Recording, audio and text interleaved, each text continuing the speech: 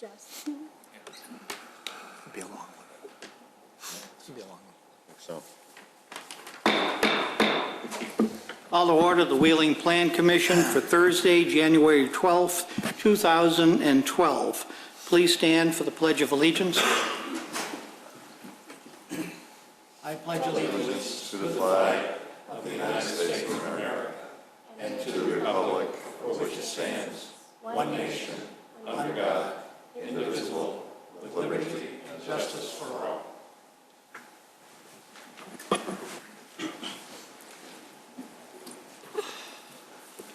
Will the Secretary please call the roll? Commissioner Burns. Here. Commissioner Dorband. Yes. Commissioner Johnson. Here. Commissioner Fada, I'm here. Commissioner Sheff. Here. Commissioner Steiner gave prior notice that he would not be in attendance, and Chairman Maloney. Here. On changes to the agenda, I'd like to make a statement before we start. In a blog on the internet,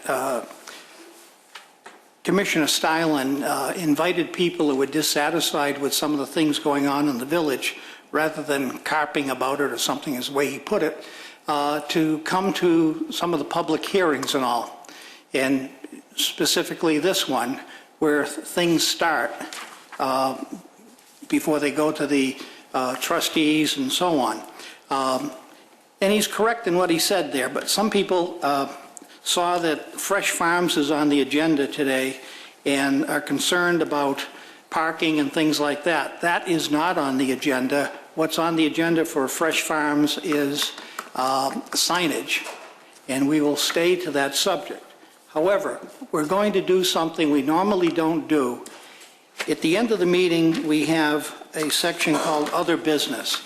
And if someone would like to speak about it at that time, we will listen to you and we will try to follow up, or Mr. Jennings will try to follow up where some of this may lead. In the meantime, Mr. Jennings received a letter with some specific complaints about some of the parking situation there from a resident, and he has started following it up. And I'm going to let him tell you basically what it covers. If you want to stick around to near the end of the meeting, and it's going to be a long meeting, we welcome you to say your piece. If it's already covered in this letter, we're already working on it. So I'll let Mr. Jennings speak to that issue. Sure, thank you. We have, as Chairman Maloney said, we received a letter from a Wheeling resident with concerns specific to the parking situation near the Fresh Farms development. They relate to truck maneuvers, the ability of trucks to back into the loading dock without blocking access to the public street, Center Avenue in that area. So we forwarded the letter to the village manager's office. So we've begun the process of looking into the situation. And as Chairman Maloney said, if you'd like to stick around until the end of this hearing, it will be, based on the agenda, a long time before that happens. But I did want to assure anyone either watching at home or in the audience that we have received a written request to look at this issue, and we have started the process of doing that. So you can contact our office if you'd like an update on that. The Community Development Office is 847-459-2620. And it is the Community Development Department that's doing that, not the Plan Commission. With that, are there any other changes to the agenda, Mr. Jennings? There are no planned changes, but based on the attendance tonight, if a petition is called and the petitioner is not present when it's called, we will hold that item and call it again in a few minutes. So if you're here to speak on something and the petitioner hasn't made it because of the weather, we will call it again in a few minutes. Thank you. Consent items, docket number SCBA 1166, Back to Nature, 259 East Dundee Road, appearance approval of a wall sign, and docket SCBA 12-1, Phillips 66, 14 North Elmhurst Road, appearance approval of a freestanding sign. Do I hear a motion? So moved. Second. Motion made and seconded. Please call the roll. Motion was made by Commissioner Rufato, seconded by Commissioner Johnson. Commissioner Rufato, I vote yes. Commissioner Johnson? Yes. Commissioner Burns? Yes. Commissioner Dorband? Yes. Commissioner Sheff? Yes. And Chairman Maloney. Yes. Items for review, docket number 2011-19, Fresh Farms Shopping Center, 253, 291 East Dundee Road, and 20-94 South Milwaukee Avenue, variation from Title 21 signs relating to a wall sign. And are we including the next one with that? Yes. We're also going to include with that, because they're very similar, docket number SCBA 12-2 Great Clips, 263 East Dundee Road, appearance approval of a wall sign. The secretary has read this before, and this is continued from our last meeting. Is the petitioner here for Fresh Farms?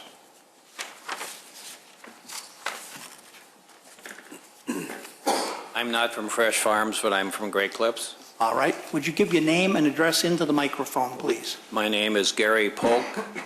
My address is 960 Laurie Lane, Lake Zurich, Illinois. Do you swear everything you're about to tell us is the truth? Yes. Thank you.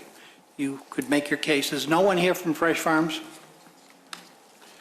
Are we going to approve this, Fresh Farms, without them being here?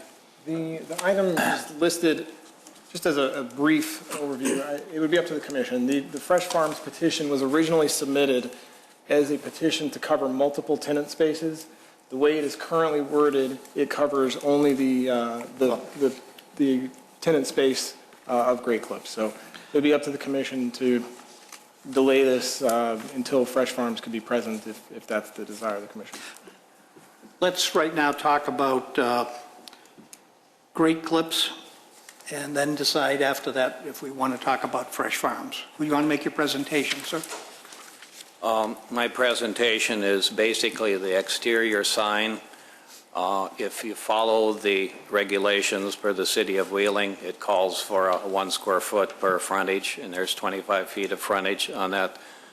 And with a sign that's basically 25 square feet, it is so small and so minute, it's hard to be viewed from the street of Dundee Road. And this is particularly the case when we first built out the salon. Chase Bank was not in the location. Now Chase Bank is completely blocking the view, the direct view of our exterior sign from Dundee. So in order to view the Great Clips exterior side, you have to be well to the east or well to the west of the Chase Bank. So we're asking for a 50% larger sign to go on the front of the building. Thank you. Before we continue, Mr. Rufato has something for me? No, I'm sorry. Okay. I gave you the wrong information. Do Sorry. you want to add anything to that, Mr. Jennings? Other than what the petitioner just presented, the two views that you see are taken from the locations where you can first see this sign. That was the reason that they were submitted, is the distance from the street where you can see the subject sign is attempted to be illustrated with this drawing. Is there anyone in the audience who wishes to speak on this docket? If so, please come forward. I'm looking because people hide behind the podium here and I don't see them. There is no one that wishes to come forward, so we will turn this over to Mr. Burns. Thank you. Everything I'm reading here and everything I'm seeing says that you want to go with the G in Great and the C in Clips from 24 inches in height to 30 inches in height. But then you just stated that you want an increase of 50%. Am I missing something?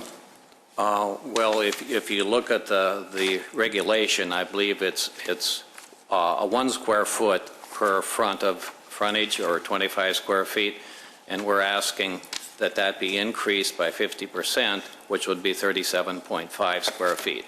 That is equivalent in going from 24-inch letter height to 30-inch letter height. And then squaring it off? Yes. Okay. I have no further questions. Thank you, Mr. Chairman. Thank you. Commissioner Johnson. Thank you. That was basically the question I had, too. I had nothing else. Thank you. Commissioner Rufato. I don't have an issue with Great Clips, but I wish Fresh Farms would be here, because overall their sign, their sign code, what they have in the shopping center doesn't agree with me, especially with the liquor depot. And, we can't address that, and I don't want to hold this over this gentleman's head, but I would like them to come in here, and so we can talk about this, because of that, because they're not very consistent in what they do, and they expect us to give them what they want, and then when we want something, we don't get it. So I don't know what we have to do, if we have to hold this until they come in. But that's my opinion. I don't have a problem with this sign, but I have a problem with their not being here again, and just the whole thing with the liquor barn. So I'm not real happy with them right now. That's all I have. Thank you. Commissioner Dorband. I guess I'd like to hear more about how Commissioner Rafato thinks maybe we could fix this. Well, no, the issue was with the liquor barn, we had you're well aware, we had something in there that would have made that sign much better looking, and they said no. So how do we fix this? I mean, like you said, you wanted them here. What would you say? Do we hold this gentleman up to make them come here? Well, Or do we pass this? How are we ever going to be able to get them in here if we just approve this? They're never going to come in. you're right. They're I'm not sorry gonna to come say in. that, and I'm sorry to make Exactly. petitioner holding the bag on this, but otherwise we have no leverage at all. Exactly. I have no problem with the sign. I happen to agree with Commissioner Rafato, however. Thank you. Commissioner Schaaf. Thank you, Mr. Chairman. I also agree with my fellow commissioners on this issue with Great Farms. My question goes to Mr. Jennings. This petition for Fresh Farms, is it only for Great Clips? The way it was originally phrased, no. What it has evolved into now, it was originally thought that the petitioner, Fresh Farms, would be applying for a sign variation that would apply broadly. For all of it? What they have found is that the other units, either based on their location or the size of the unit, don't seem to need that help right now. So rather than have this broad variation, they have focused it to just apply to this specific unit on behalf of one of their tenants. Now I get it. And I feel like Commissioner Dorband, I hate to hold up Great Clips, but still, I would like to see Fresh Farms here to answer some questions. It's too bad that Great Clips doesn't have a graphic with this. Well, what they're doing is they're taking over the space where a graphic would have been. I understand. Yeah. I understand, but the problem has to do with graphics, and I wish this would have been part of the issue, which is not, and I probably shouldn't have even mentioned that. But like I said, I hate to hold up Great Clips because of Fresh Farms, but I don't see any other way to get him here. Thank you. Thank you. Any other comments? Once again, is there anyone in the audience that wishes to speak on this? I see no one. Let's make, first thing on Fresh Farms, do we have a motion to continue? Or table, rather? I would make that motion, yes. So moved. It's a continuation. Table? The public hearing item is Public hearing. Is a continuation, has to have a specific date attached to it.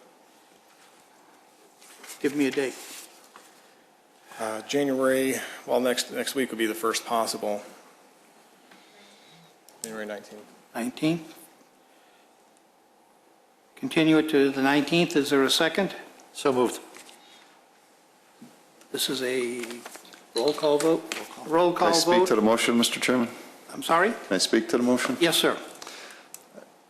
I heard my fellow commissioners say that repeatedly that they hate to hold up this petitioner to get to the owner of the shopping center, and yet it seems that's what we're getting ready to do. So if Well, what I'm trying to do is attack Fresh Farms first, and then vote on Great Clips.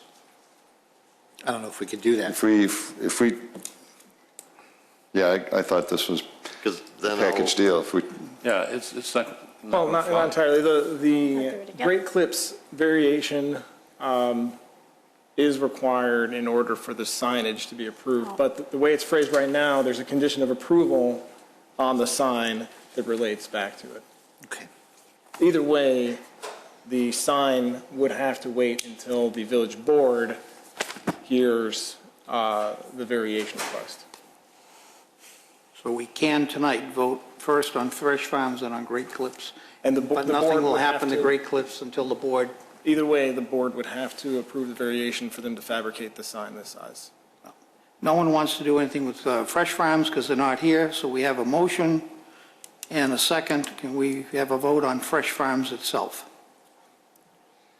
And I missed who made the motion, who seconded. You made the I motion? made the motion. you seconded it. Did I? Didn't remember. That was so long ago. Actually, you made it a second time. Okay. So we have a motion to table, so, and... Continue it until 119. Right. And the motion was made by Commissioner Schaaf, seconded by me. Commissioner Schaaf? Yes. Commissioner Fado, vote yes. Commissioner Burns? yes. Commissioner Dorban? Yes. Commissioner Johnson? Yes. And Chairman Maloney? Yes. I will take a vote on Great Clips. Do I hear a motion? So moved. Second. Motion made and seconded. Please call the roll. Motion was made by me, Commissioner Fado, seconded by Commissioner Johnson. Commissioner Fado, yes. Commissioner Johnson? Yes. Commissioner Burns? Yes. Commissioner Dorban? Yes. Commissioner Schaaf? Yes. And Chairman Maloney? Yes. You'll have some paperwork to sign. Thank you. It was made by Rufato, seconded by Johnson? Yes.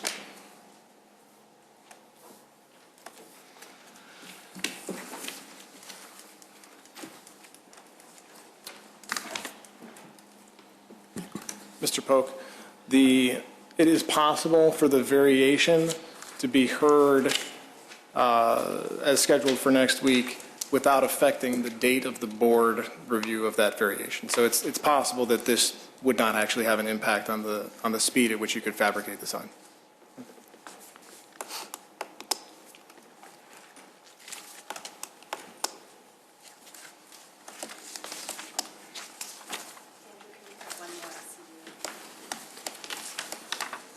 Did the public hearing docket come out at all? No, I have 3 consents.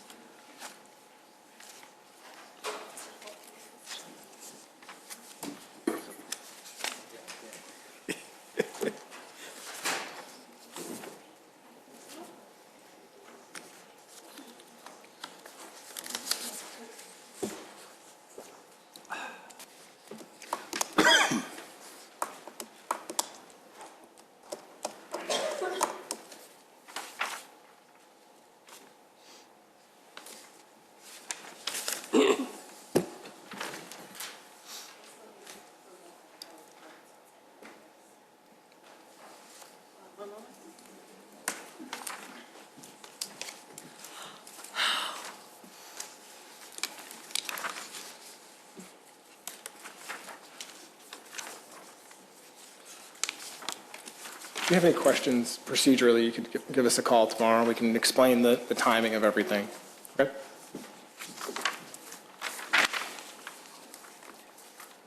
Okay, calling docket number 2011-21, Spider Gym and MMA, 662 Wheeling Road, special use approval for a specialty school. Mr. Rufato.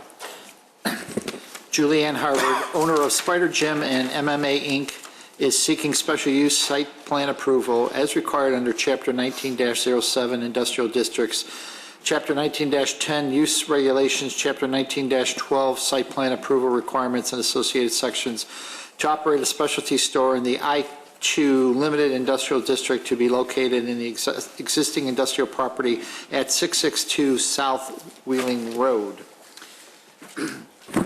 Zoning special use as defined in Title 19 of the Village of Wheeling zoning is a use of a parcel of land that requires review and consideration before approval due to circumstances or effects in the surrounding properties that may adversely affect them. In order to be considered for a special use, petitioner is required to demonstrate through testimony to the Plan Commission at the public hearing why their request meets the conditions of the village code, including but not limited to how the proposed use will not damage the enjoyment or use of the surrounding properties. Prior to the public hearing, the petitioner provides written statements meant to show that the request for special use meets the standards established in Title 19. The Commission chairperson will typically direct that these statements be entered into the record without a full reading of them at the hearing. Based upon the testimony supporting materials submitted, the Plan Commission will make findings in support of or against the petitioner's testimony and report those findings to the Village Board.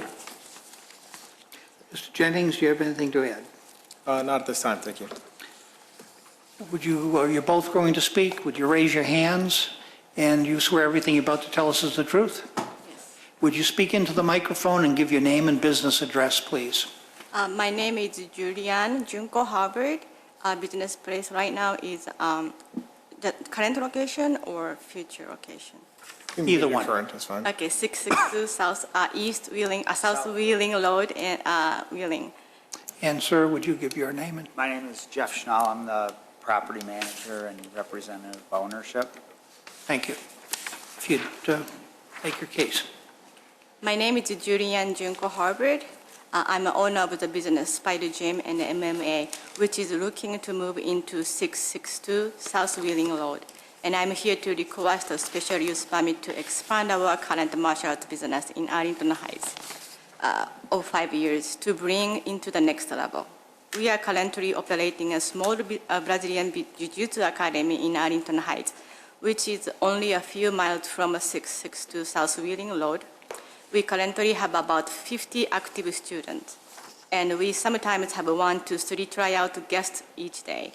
We have been doing our business more like a traditional martial arts school, concentrating to teach Brazilian Jiu-Jitsu only. Unlike Taekwondo or Karate school, over 80% of our current active students are adult males. The rest of our students are doctors, lawyers, teachers, and business executives, etc. That tells that this sport has something that attracts those professionals that likes to do sports that gives them a great workout to reach their goals. At the same time, they don't get hurt to interfere with their work. We currently have only about 3,000 square feet at our current location in Arlington Heights. We have only 1 training mat space in the current facility. We have no local room space, waiting area, reception area, or office space to sign up the new members privately. We needed to run each class at each hour. For example, the adult class needs to wait until the kids class to be done. The advanced class needs to wait until the beginners class to be over. We don't even have enough space to that the student from the next class can warm up and stretch. Also, private lessons are not available when our group class is going on since we have no private room at our current location. Those situations are so inconvenient to our students. I created the slideshow with the picture of our current location to show you how small it is. To be honest, we have a last couple of students that had switched to join another gym who operates the same type of business in a large warehouse just like the 662 Wheeling Road facility in Palatine and Schaumburg past few years. Even though we are fortunate to have so many loyal students that had followed us for many years, so I'd like to return those students to have this facility as our appreciation. Since MMA, mixed martial arts, is becoming more of a trend in martial arts business by popularity of UFC, Ultimate Fighting Championship, we are planning to expand our academy by adding a more different type of martial arts training to match the current business market. We are planning to add classes for kickboxing, MMA conditioning training, submission wrestling, and then yoga as well. Also, we would like to expand our market to children and women for self-defense. Since our new location would have almost 6,000 square feet, as you could see from the floor plan, we could have a huge open space for some multi-purpose training space. Also a closed training room for the kids class, women's class, and yoga, etc. And it could be used for private lessons to expand out our private lessons revenue without interfere of time limits. In a new facility, we also have enough space to have locker rooms for both men and women, the guest and the parent waiting space, and my private office space to sign up new students. I am so excited, and so as all of the current students, since moving to new location in Wheeling is not going to make a big difference in distance to drive for our current student. We would like to make the facility open and simple, as the slide shows as an ideal image. We are planning to have large mat space by thick grappling mats and a Japanese judo tatami mat in the large room. Wood flooring or carpeting in the closed group classroom with the replaceable grappling mat, depending on the type of the classes. Safety is our most priority for us. We will equip our facility to have the most safest condition possible to operate classes. For our new facility, we are planning to run a class with up to 20 students for an open training space at each class. Up to 20 students in a smaller group training space. We'll have boxing sandbags, so few students might have self-training while open gym hours. Our operating hours will be 6 a.m. to 9 p.m. We are expecting to have private lessons in the early morning and during daytime. Small groups between 3 to 5 student classes during the midday. Our evening class will be starting from 5 p.m. Our neighbor business done for that day operation. We are pretty confident that we will not expect any conflict between neighbor business regarding parking spaces or traffic. Additionally, our kids students are all dropped by adult family members. I'm not accepting anyone attending gym by bicycle or walking. Lighting of outside parking spaces are fully lit up and safe enough for even dark night hours. We'd like to thank for owners to provide such a strong beam light outside the wall of each unit to beam up the whole parking space for safety. I hope I explained in details of our proposed business and our reason to request a special use permit. And I thank you for your time to consider for our grant. I have a quick question. I missed something. 6 a.m. to 9 p.m., how many days a week? It's going to be 6 days a week. Sometimes Sunday. It's by the Generally Monday through Saturday? Yes. And sometimes Sunday, would that be for Private lesson. exhibitions or something, or Private lesson promoting, yeah. Okay. Sir? Yeah, I wanted to add, the bulk of their business is after business hours, and they have the main part of their business being on the weekends, where our building is not very crowded, and we do have a 2 per 1,000 parking in our building, which is pretty overparked for an office warehouse building, and we're fairly well occupied right now, and the parking has never been a problem in that building because of the excess amount of parking in there. Thank you. Does staff have anything to add? Fire has no comments at this time. I do have one comment. Looking at the picture, it appears that there might be a handicap stall in front of the entrance. Is that true? Well, actually, we are lining the parking lot in the spring, and we're going to readjust how all that is. But right now, they do have a handicap stall right next to their sidewalk. Okay, if you could just get signs posted for it. It appears that there's no sign for it. The signs, we're ordering all new signs when we redo the parking lot this spring. We redid the parking lot a few years ago. We're just seal coating and restriping. Sure. So we will. If you could post the handicap sign, that'd be great. We have to do the updated signs. Okay.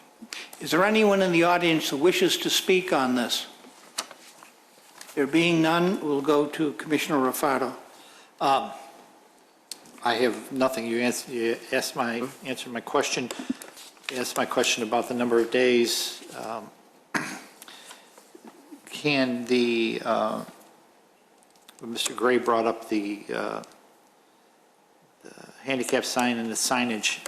Is it appropriate to put a condition on this or to get that done by the spring? It relates to the entire site. I suppose we could probably do it independently. We have a letter that we send out to property owners occasionally when we notice things like that, lack of signs. I think we could probably write it down independently of this. And Okay, not that'd be fine. That's all I had. Thank you. Commissioner Johnson. Thank you. How long have you been in business? It's in business we are about 10 years, but for the current location, our impact is about 5 years. Okay. That's all I was wondering. Thanks. Commissioner Burns. Thank you. Did you state that no students, you don't accept students by bicycle or walking? We don't accept, we don't see anyone so far coming by a bicycle or walking at the current location. So we don't expect that much people coming by bicycle or walking. That's what I said. Okay. Some of your students are going to be children Yes. who bicycle and don't drive. They, of course, could be driven by their parents, but I thought in the nice weather, you have a gym, you have athletic customers, and some of them, even the adults, might prefer to bicycle to your location. And maybe you could consider as part of your floor plan where you might store their bicycles while they're working out. I know there's some wall rack bikes stored, bike racks that are space saving, but I would think some of your customers would appreciate that. What about exterior bike rack onto the grass area?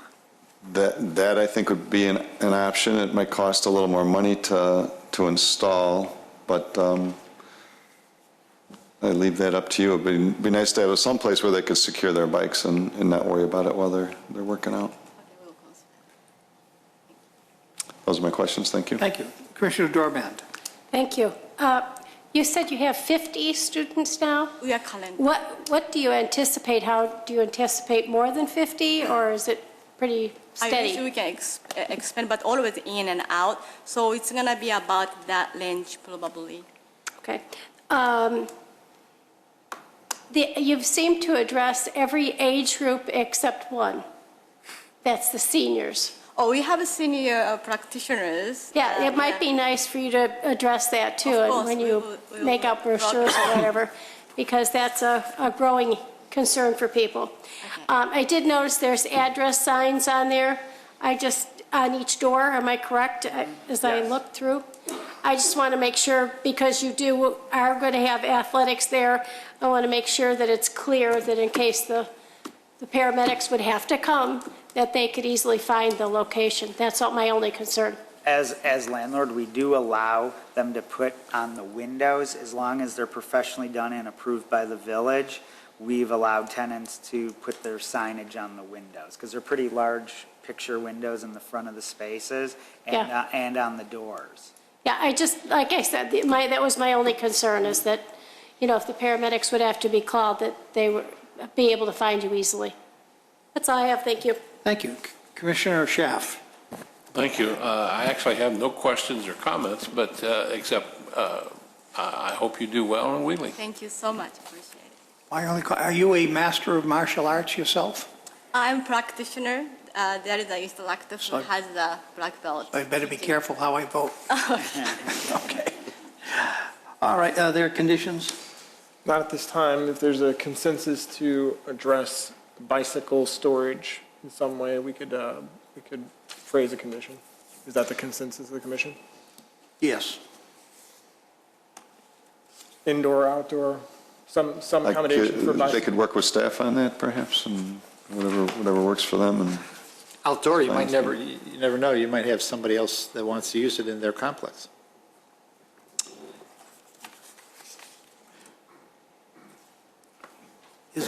Once again, is there anyone in the public who wishes to speak on this subject?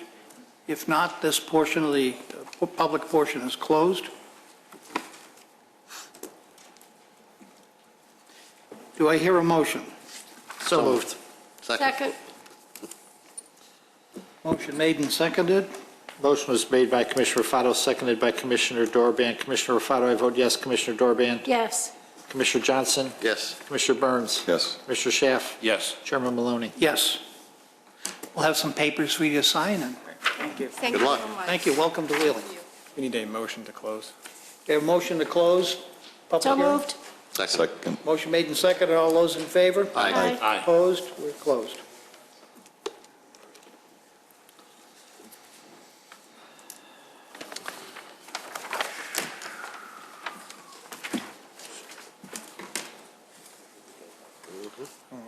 Has everyone who wishes to speak signed in? Anyone that wishes to speak, there are some sign-in sheets up here. And I think I haven't seen them, I think they're on specific items on there, so whatever you want to speak to, please put your name so it can be read.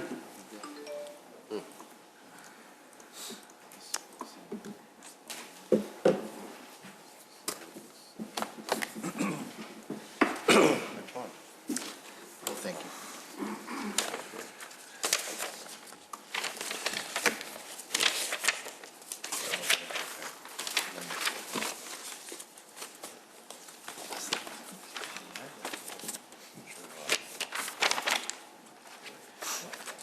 Okay, calling docket number 2011-20A and B and PC 12-2, Hidden Creek Townhomes, 214 and 237 Kraus Lane. And 2011-20A rezoning from R2 Single Family to R4 Multifamily District. 2011-20B is variations from Title 19 zoning relating to access, setbacks, and parking. And PC 12-2, site and plan appearance approval for a subdivision. Mr. Secretary. Lexus Homes Development LLC owner is seeking the following unit actions in order to facilitate the construction of a 10-unit townhome residential development at 214 through 227 Kraus Lane. 2011-20A rezoning of property from R2 Single Family Residential to R4 Multifamily Residential, and 2011-20B variations from Title 19 zoning of the Wheeling Municipal Code of the following chapters. Chapter 10-3, General Provisions, Section 19.030.090, access required in Chapter 19-07, Residential Districts, Section 19.04.060F, setbacks and height restrictions, principal building in Section 19.040.60G, additional restrictions, detached accessory buildings, and parking and associated sections. A zoning variation is intended to be a method of adjustment to equalize regulations where Title 19 of the Village of Wheeling zoning has created an unnecessary hardship. A variation is designed to allow affected property owners the same rights and privileges that others enjoy in the same zoning district. In order to be granted a variation, a petitioner is required to demonstrate through testimony to the Plan Commission at the public hearing why the request meets the conditions of the Village Code, including but not limited to how their individual situation is unique or unusual.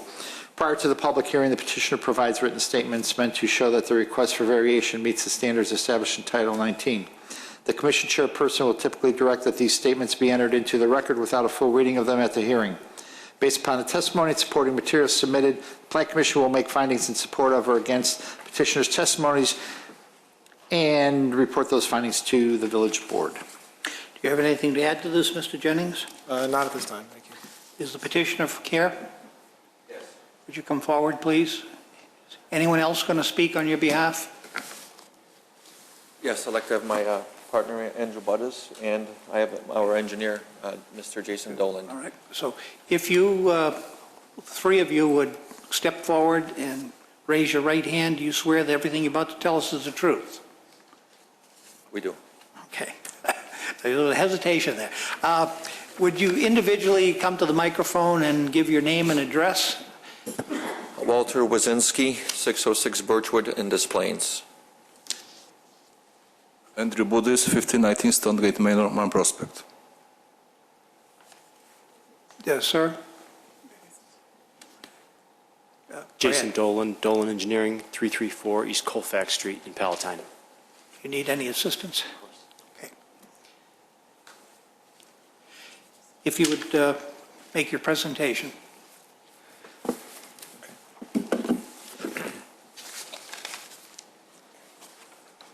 Good evening. Walter Wazinski. I'm here to speak on behalf of our company, Luxus Homes Development, LLC. To give you first of all background about our company, the company has been in existence for about 10 years or so.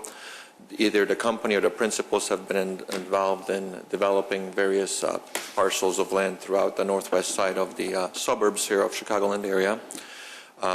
One of the bigger projects that would more closely resemble one of the projects that we're proposing today for the Hidden Creek townhomes that we have here is the project that we just recently completed, which is called Stonegate Manor of Mount Prospect, located at 1501 through 1554 Stonegate Manor. It's a development of 20 townhomes, not exactly similar construction as what we're doing here, I mean, in terms of the layout of the units, but a fairly sizable project that's been fairly successful and I think pleasing to the purchasers and the surrounding neighbors of Mount Prospect. For a little introduction to this proposed project, just to give you a little background, the land that we're proposing to develop on Krause Lane has been subdivided for years. One of the last few subdivisions that took place was in approximately 1960 when the original owner of the property subdivided into various parcels and left a very unusual setup of the land which has remained since the 1960s.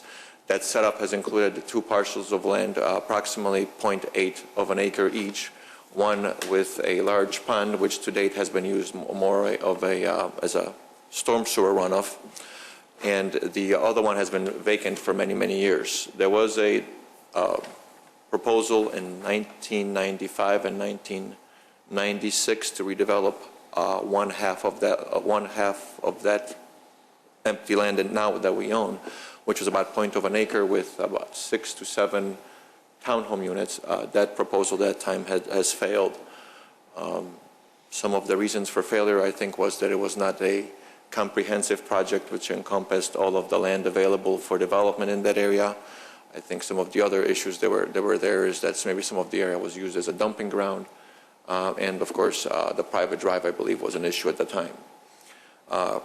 Coming more recent, we've acquired one parcel of land, 0.8 acres, approximately 2001, 2002, and then we acquired the other parcel of land about a year or two later, about 2003. We've owned the land since 2003 and have been toiling, trying to figure out how we can make this development work in that area. Quite frankly, for the last 8 years, we haven't been too successful, and I know we've come up before you, and I spoken with Commissioner Jennings on numerous occasions, and we've had certain departmental meetings to try to figure out what is the best way to develop this land and make it work for us financially, make it work for the village of Wheeling, and make it work for the residents. We believe that the project we're proposing today is really a combination or more of a mediation between the different interests in trying to make the project work in this land. As you know, this project failed in 1995, 1996. Nothing has been done ever since with this property. This land has been vacant for many years. We would like to make that a successful use. It would require a development we're proposing, which is 10 townhome units.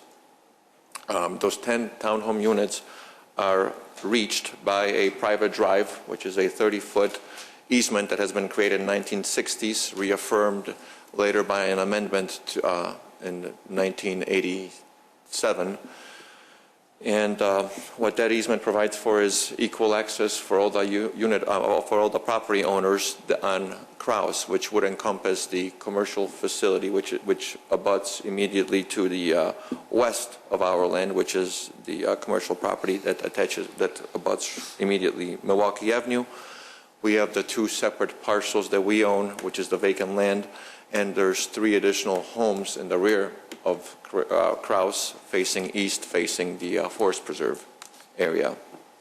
That easement allows for access, for ingress and ingress, also allows for running of the utilities for all the lots. It also provides for joint sharing of expenses for maintenance of the roadway.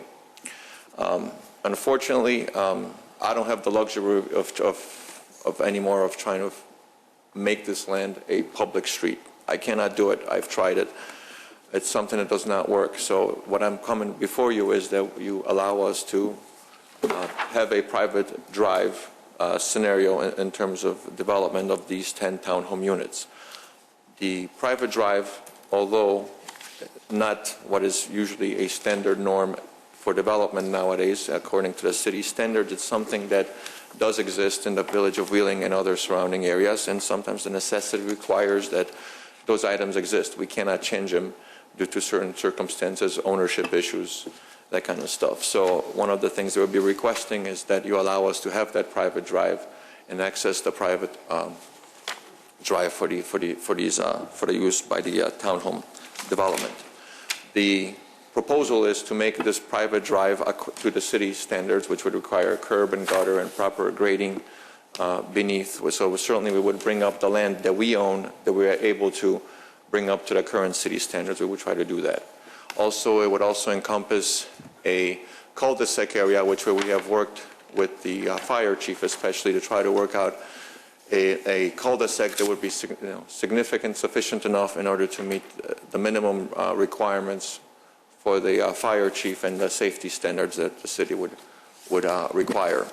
That would allow for a creation of a street, creation for a cul-de-sac, not according to the current city standards, but yet enough to provide services to the unit owners and provide the safety that's required by the fire, by the certain departments, including the fire chief. The 10-unit townhomes that we're proposing would be encased in 3 separate buildings. There would be a 3-unit building, one 4-unit building, and an additional 3-unit building. We believe that this design best fits that area because what allows for is creation of 6 separate corner units. Out of 10, I think that's a pretty good percentage for that.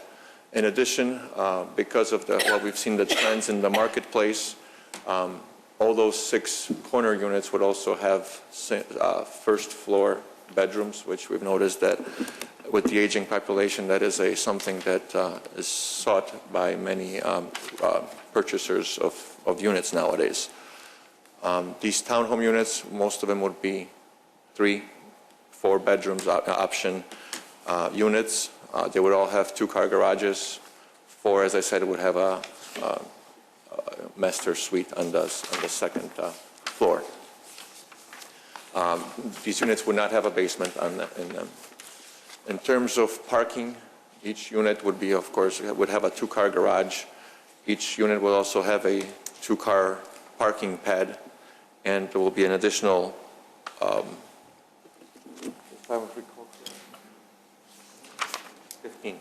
15 parking units, parking spaces open to the public. The minimum requirement for this kind of a project is 27 parking spots. Right now, we're providing for a total of 55 parking spots, which will be almost double of what's required for this scope of a project. We had an initial discussion with the commissioners before, and there was a discussion about potentially removing certain parking locations, and the particular ones that I would be potentially interested in removing to the extent that they will be agreeable, which is parking units 1, 2, and 7 and 8. Those are the parking spaces which would be facing windows of some of the units.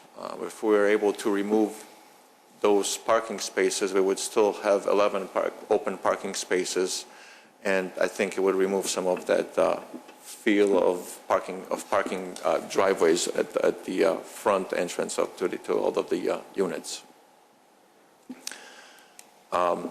The entire project will be encompassed by a condominium association, which would govern all of the unit owners. By doing so, we're hoping to do a couple things. Number one is it would maintain uniformity of appearance of all the units. Number two, it would allow for common budgeting of all the expenses. Because this is a private drive, one of the expenses that we would have, of course, would be maintenance of the roadway, maintenance of the driveways, snow plowing, and of course, maintenance of the lawn. That would all be handled by the association, by the board, but they would be elected. There would be a association set up at the sale of the first unit. A budget would be set up to encompass all the potential current expenses, and of course, there would be a reserve assessment set up also for future unanticipated and for future improvements necessary for the association. So that's the goal of how the association would be run. In terms of the utilities, one of the issues, and I was reading yesterday the report that was issued by the fire chief, and he raised some good points in there. We would be trying to address the water was running under the street currently and running kind of in the middle of the street. And I agree with the fire chief that it probably should be moved over closer to the curbside, so that in the future, if any portion of the water main has to be worked upon, it would not block the entire driveway. So I think that was a good catch by the fire chief, and I thank him for that. In addition, there were certain comments about having more fire hydrants and a T section, so that potentially in the future, if there's any redevelopment of those 3 homes on the east side, that they would be able to attach and connect to the water main that would be constructed as part of this project. So certainly that's something that we could adopt. In terms of landscaping, we would have to work with the city and maybe the village forester in order to comply with all the requirements and make sure that all the required trees, bushes, and landscaping is not only on the land, but also complies with any safety issues or requirements that may be needed. When I was reading the fire chief's report, indicated that certain placement of the trees would have to be changed in order to make sure that the firemen have certain access to the property from various angles and locations. So that's something that we would have to address with the fire department specifically, and maybe make a relocation of certain trees and bushes that we need to be done. In the past, there was also, I was reading some of the concerns of the community with regards to the ground being used as a dumping ground. Certainly, I've experienced some of that where certain garbage bags or other things were dumped on our land, so we've cleaned those up. There may or may not have, I was reading some issues or allegations of some potential dumping into the pond. As part of this redevelopment work, the pond would be relocated a little bit more to the north side and partly towards the west side. As part of that relocation, of course, digging would have to be done, and certainly if any debris was found, that would be removed. So I think the pond issue and the land issue of dumping would be resolved by construction and development of these townhome units, and by, really a renewal of the surrounding area by this construction that we're proposing.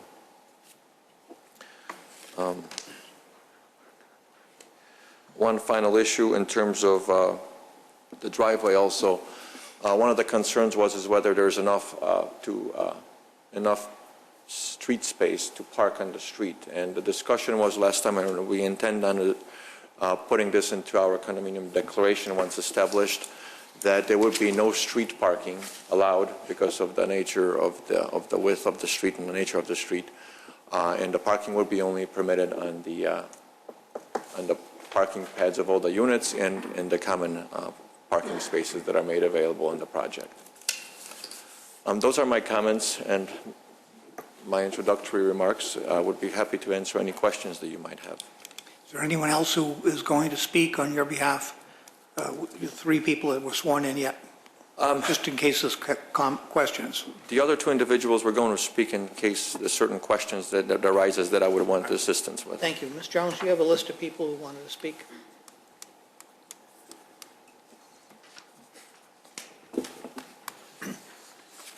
This is a public hearing, and when your name is called, if you'd come up, again, be sworn in, give your name into the microphone so we have a recording of it, and you'll be given 5 minutes in which to speak. John Seberg, you swear everything you're about to tell us is the truth? I do.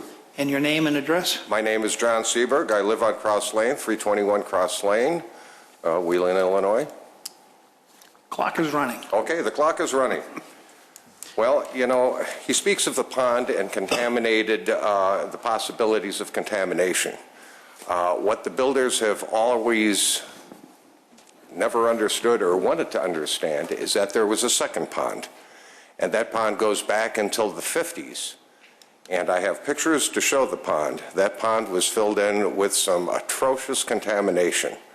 There was a small causeway between the existing pond. That pond is not a problem. The pond in front was twice the size of the existing pond. That pond was filled in with trash for about a period of a year. Then it was covered over with dirt and bulldozed over, and some of that trash came from Chevy Chase, from the Wheeling Park District. This was back in the early 80s. This was like 82. And Marie would have been here, my next-door neighbor. She's been there since 53. Both of those ponds were used as fish hatcheries. And a long time ago, and anybody that's been in Wheeling for any length of time, they'll remember that there was a feed and grain store in the front. Those were fish hatcheries for minnows. When I moved in there in October of 81, both ponds were there. There were truck tires hanging out of the front pond. I mean, we're talking about refrigerators, ovens, you name it.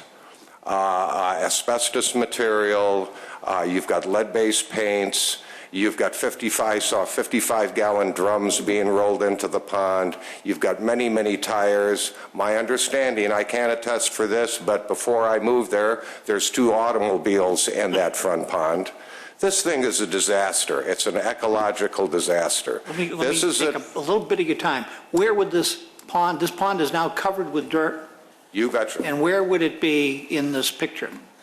Well, I think the best way to describe it is I have pictures, and I'd like to present these pictures.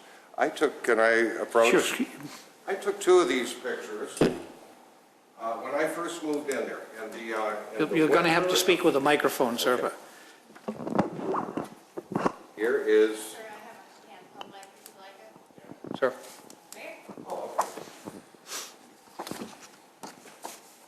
We've got, as you can see, the views. I sent these pictures to my mom and dad. I just purchased the house, and this is wintertime. You can see the one pond. Here's the pond we're speaking of. That is non-existent now. But look at this is a really good picture. Here's a picture from the 50s. Here's Marie's house right here. And you'll see that little itty-bitty line, that's the causeway between the existing pond. Here's the big pond with the fellow sitting out. Here's Cross Lane. And there's plenty of people that can testify to this. This is the one that's filled in? That's the one that's filled in. So on this picture, this would be approximately where that house is, the first house he wants to build? The first house is here. Marie's house is here. It would encompass everything from the existing pond to the parking lot up front. That would be where the old That pond entire is. area. This pond was twice the size of the existing one. So it took Twice up the most size. of this vacant land. Oh, absolutely so. Jim? What was this again? These are pictures that I took with an SX70 camera, an instant camera. That's why you see this Looking this little way. border. And one is looking eastbound. Here's looking eastbound. There is the 327 house. Okay, that's the house that they own. There's my house. Marie's house is back here.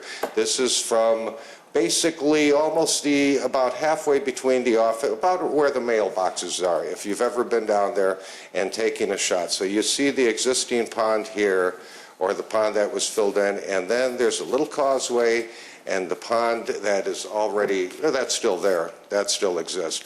But the pond that's there the one that exists is half the size of what was up front. And that pond was all filled in with the most atrocious garbage you can imagine. The next door neighbor that owned the 327 house, his name was Earl Inwood. His wife's name was Ty. She had been married 7 times before. Earl was her 8th husband. And he got the bug to fill in his part of the pond. And he just took it upon himself, and when he got to his property line, he continued on all the way to the end. And then he hired, he was a masonry, a bricklayer, and he had a lot of people in the construction business, so he was going around to find anybody and everybody he could find to bring things to the pond. He says, if you've got stuff to dump, fine. He was so excited the day that he was telling me about Chevy Chase. They were gutting the interior of Chevy Chase. When do you think that was built? 20s, 30s? And this was around 82, and he was so excited. He talked to the people there, told them, you've got a free place to drop all your garbage. What's coming out of Chevy Chase? Lead-based paints, asbestos, time. Made your point. I took some of your time. Do you have anything else you want to talk about in about a minute? I think that's, in essence, that's what it comes down to. I do have that easement agreement, and had Luxus Home Development, since the time they've owned us, been a good neighbor with us back there, they would have taken care of potholes and things in Cross Lane. So they've proven themselves to be a very poor, to share in the easement. They're responsible for that part of the easement. Michael Kraus, that's Marie's son, he took it upon himself to have to fill in parts. We could have had charged him back, but he's never been a good, responsible neighbor. Thank you.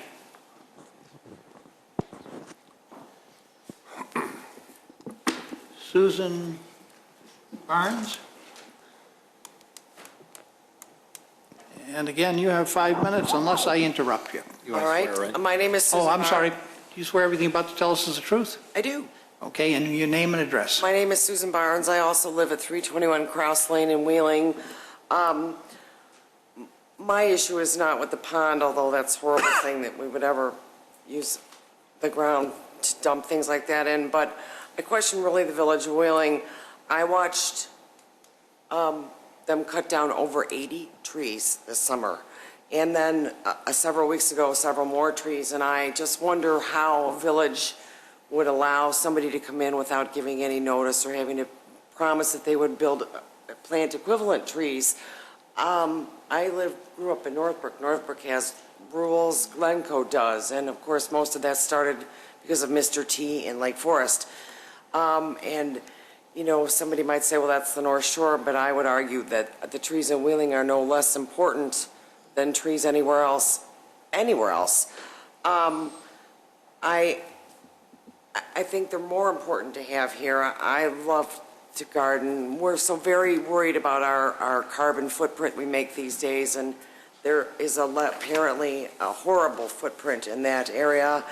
And I realize many of them were scrub trees, and there was quite a bit of storm damage from the things that happened over the summer, but there are maybe 4 or 5 beautiful pine trees there that will be gone. I watched them cut down many pine trees and a beautiful willow tree and the cattails that are there, and that'll all be gone. Now, yeah, of course you can redo all of that, but what are the plans about that? Because we do need to breathe the air, and I know I sound very 60s hippie-ish, but that's where we get our oxygen from. Well, I guess that's about all I have to say. Okay. There is an ordinance about cutting trees within so many feet of the street, am I correct? There are ordinances. They're not to the degree of some of the other. They're only parkway ordinances, that's all I can find, which I You understand. you have a balance between property rights of an owner and also. Well, Northbrook, Glencoe, and Lake Forest don't seem to mind saying, listen, you live in this community, what you do to your property affects all of us. It affects not only the air we breathe, but it affects the property value. So if you cut down over 80 trees from a property, which I actually did count them, I did not step on the property to count them because there's a sign there, but why, and no one's notified and there's no assessment made, or so I can just go ahead and cut down any tree I want anywhere without. Almost, if you own the land. Why? Because it's your land.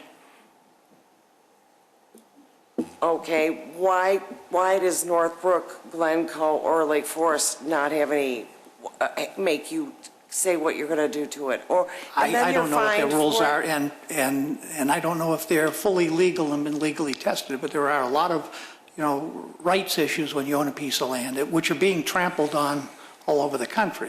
But there are rights. I'm not going to argue it with you, but I'm just No, saying that those I'm are. not either. I'm just- When a person owns a piece of land, there's a lot they can do to it, and there's a lot they can't do to it, too. Right. But Well- cutting down trees, especially the scrub trees, and they're not, we don't regulate, certain portions of it Maybe you should. be done. All right, thank you. Okay, thank you. We have James Mormon. Ormick. Do you swear everything you're about to tell us is the truth? I do. My name Your name? is James Mormon. I live at 305 Edgewood Drive. My property abuts the pond. First of all, thank you for taking care of my property that was damaged. I'll agree with John. There was another pond there. And in fact, at Christmas, I talked to a former neighbor of ours, and there was barrels. And anything you can think of was dumped in that first pond that is no longer there. So I question if that property is even buildable, let alone what's in there. Another concern of mine is the property grade. Is it going to be any higher than what it is? Because when our homes were originally built in the mid-'50s, they took bulldozers and pushed our dirt to the other side of Edgewood Drive, which means my property is a little bit lower. I am in the floodplain. I've never had a problem, fortunately. Another concern of mine is a homeowners association, which they did address. If you have 10 homes, are they going to have enough fees to maintain that property? And that's a real concern of mine. And we did answer who owns the road. And the existing pond that's back there, I understand they're going to alter that. That's fine. I don't have a problem with that. But that is tied into the river. So I don't know if everybody's aware of that or not. And that's pretty much what I have to say. Thank you, sir. We have Matt Friedman.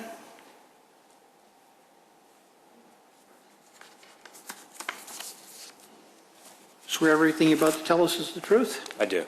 And your name and address, please. My name is Matt Friedman. My address is 2701 West Peterson in Chicago. That's my business address.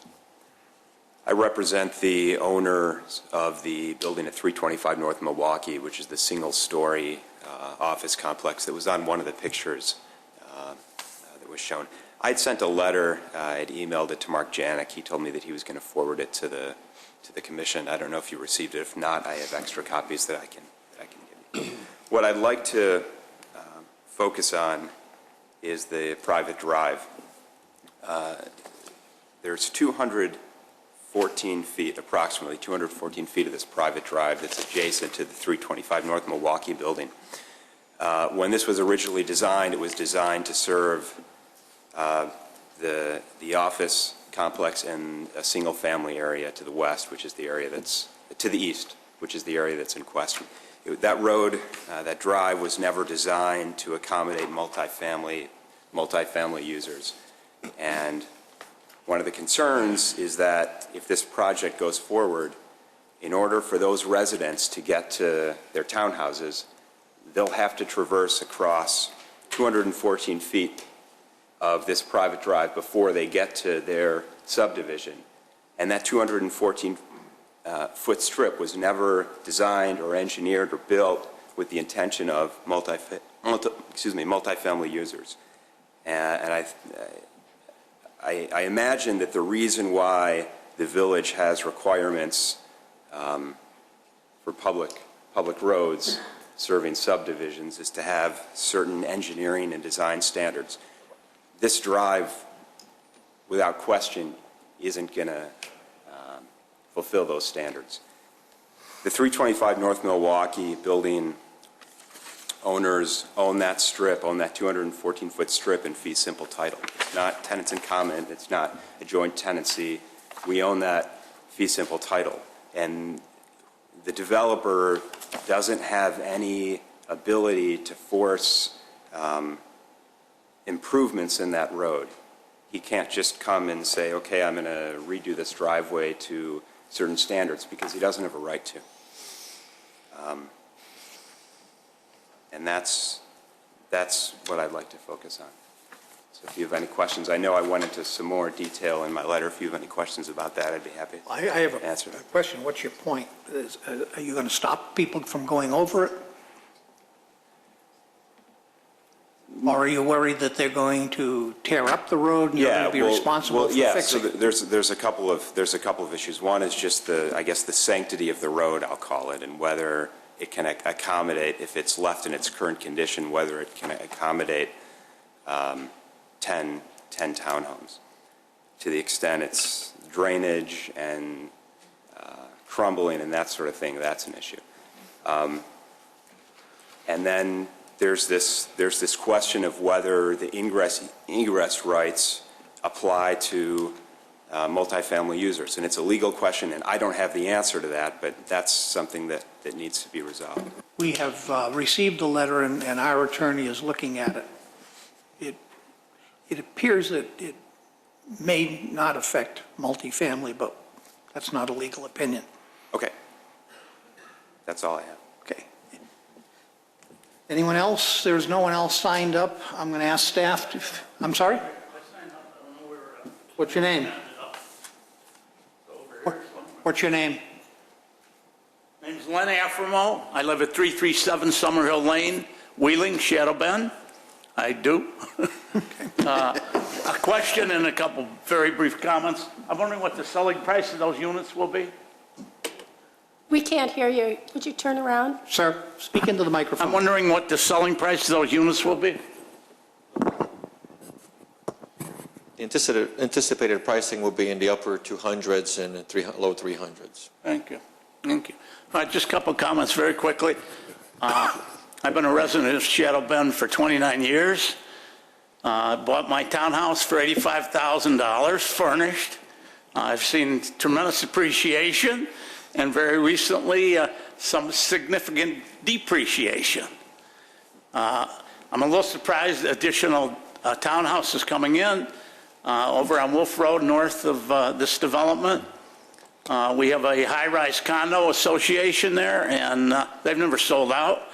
Also on Wolf Road, a larger townhouse development that's been there about 2 years now, I think. It's never sold out. At the same time, I strongly support this. The reason I strongly support this is they're going to be priced more than what our units are now worth in Shadow Bend. People are going to come by and decide they can't afford those condos on Wolf Road or the other townhouses on Wolf Road, and perhaps these. So we'll have more people knocking on our doors to buy our units, and that'll be great. Thank you. Thank you. Barbara, let me make clear, I'm not against trees. If you look at my backyard, I've lost 2 and planted 4. So, but I'm just, I was making a point that someone has the right to do things with their property. I understand that, but we're still citizens of the I understand. Getting back to the 60s hippie thing, but 80 trees is a lot of trees to cut down. I had 2 surgeries this summer, and I watched them tree cut down every single day, 7 in the morning, 7 at night. We can't hear her. Thank you. Well, staff, start with engineering, Mr. Gray. Going back to the cul-de-sac issue, we work with Fire Prevention Bureau because it is less than our minimum standard of 90 feet. We did run an auto turn. It's an AutoCAD formatting for the trucks to show that the truck, fire truck, would be able to make that turn. So that is okay with us. Is that all based on the hook and ladder? Or the ladder truck? It'd be based on the largest vehicle, the aerial ladder, yes. I used old terminology. I would like to make a note, if it does get approved, that all downspouts and sump pump connections be tied into the storm sewer. That's one of my comments on my memo. We always seem to have problems with downspout connections and sump pump discharge. So to take care of that, I'd like to see it run into a storm sewer. And petitioner already commented on the fire hydrants, and that can be revised in final engineering. think that's all I have for now. Mr. Gray, for clarification, your comment is direct tie-in is what you're requesting? Correct, yeah. Mr. Antor? The petitioner alluded to Chief McIsaac's review of the property, which had been reviewed several times in the past. There weren't significant changes offered throughout the various submittals, but they did allude this evening that they would be willing to talk about some of them, such as the additional fire hydrants, relocating the water main location, and I believe most of those items can be addressed in the engineering review phase of the project with conditions by the Plan Commission. One more thing. We didn't receive anything for street lights. I just wanted to make sure that street lights would be required. At the time we distributed to staff, there was not a street light. There is a street light at this time. Well, we have a condition of approval currently relating to the street lights, requiring that they meet the standard for the village. And they did show us a sample. All right, we'll start with Commissioner Schaaf. Thank you, Mr. Chairman. No one has addressed how residents get out onto Milwaukee Avenue. It seems to me that a minimum, you have to have 3 lanes of traffic at that commercial building. A right turn, a left turn, and am I done already? You are, thank you. Who's next? Sorry about that. That's the first time we've had an attorney that didn't take up all of his time. Go ahead, I'm sorry about the interruption. Wow. To follow an attorney that doesn't take up all his time. Back to the egress and in and out of Milwaukee Avenue. I don't think that that is wide enough up there to handle 3 lanes. And getting out onto Milwaukee Avenue, I know is a problem. When I went back there to look at the land and even take some pictures, it was midday. It was not much traffic on Milwaukee Avenue as far as Milwaukee Avenue goes, and it still took me almost a minute to get out of that. I'm not an overly cautious driver, but I am still, you have to look both ways, and that's a busy, busy road.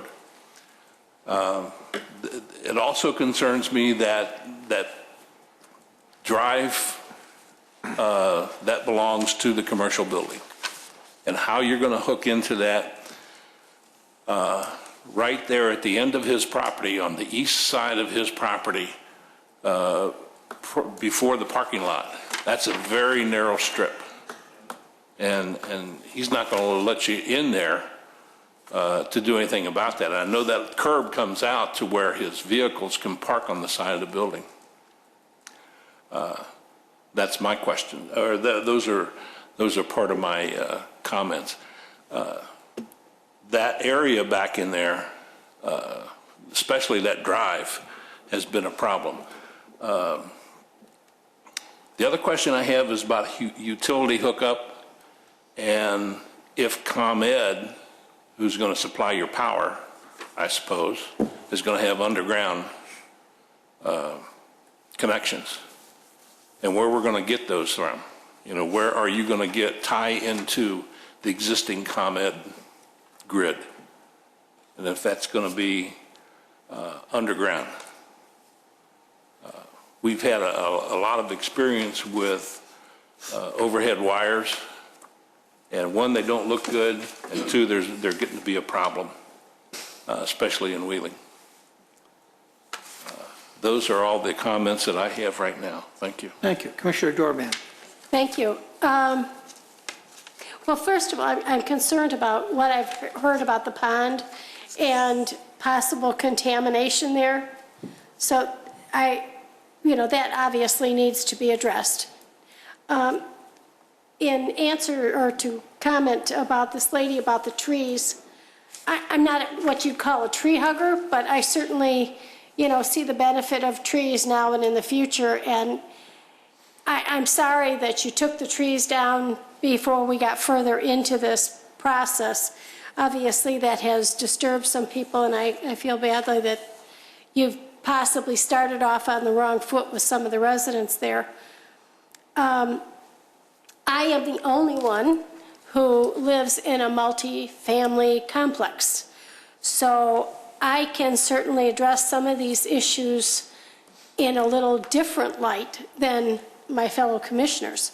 As far as parking issues, certainly snow plowing, that becomes an issue if you decide to remove parking spaces. I commend you on the 1, 2, 3, 4, 5, 6, 7, 8 that are adjacent to the homes. That's great. But you're still going to need a place because there's no other spot for snow storage. And last year was a perfect example of that. We used up in our complex almost every one of our extra spaces. So that concerns me a lot. I appreciate the fact that you are willing to move that water main to another side. But then that poses another question. The fire hydrants that you're asking to put in, because you're talking about 2 additional fire hydrants, are you putting them on the same side of the street that the current one is on? Is that the plan? That's number 1. And if that is, then it doesn't, it's not going to affect the memo that the fire department sent out about parking around fire hydrants. So that's an issue, and that concerns me, so we need to make sure that we take care of that. The other thing is you're talking about making this a private drive. I happen to live in a community where we own the streets. To have only 10 homeowners have to pay for those streets is astronomical. It's huge. If something goes wrong, those homeowners have to pay. That concerns me a lot. I know what we do for, even seal coating, I know the cost. For 10 townhomes, the cost for their roofs, the cost for their fences, it just concerns me about how much burden you're placing on future homeowners in that area. And if you're talking about building that private drive, you need to make sure you build it not to driveway standards, but to village standards. The aprons that are on the driveways now, they need to be substantially longer than a vehicle, because you don't want a vehicle to hang over the apron that's going to be into the street. Because you only have 27, if I read it correctly, you only have 27 feet, and I believe that the code is 30 feet, so you're already 3 feet short there. That's a concern. The letter that the attorney sent has a number of issues related to the building and the egress there. That certainly is a concern to be thought about how that's going to affect them. And how are you going to address if the owner of that piece of property, how are you going to readdress the whole piece and include the piece where the gentleman has his office? That wasn't addressed.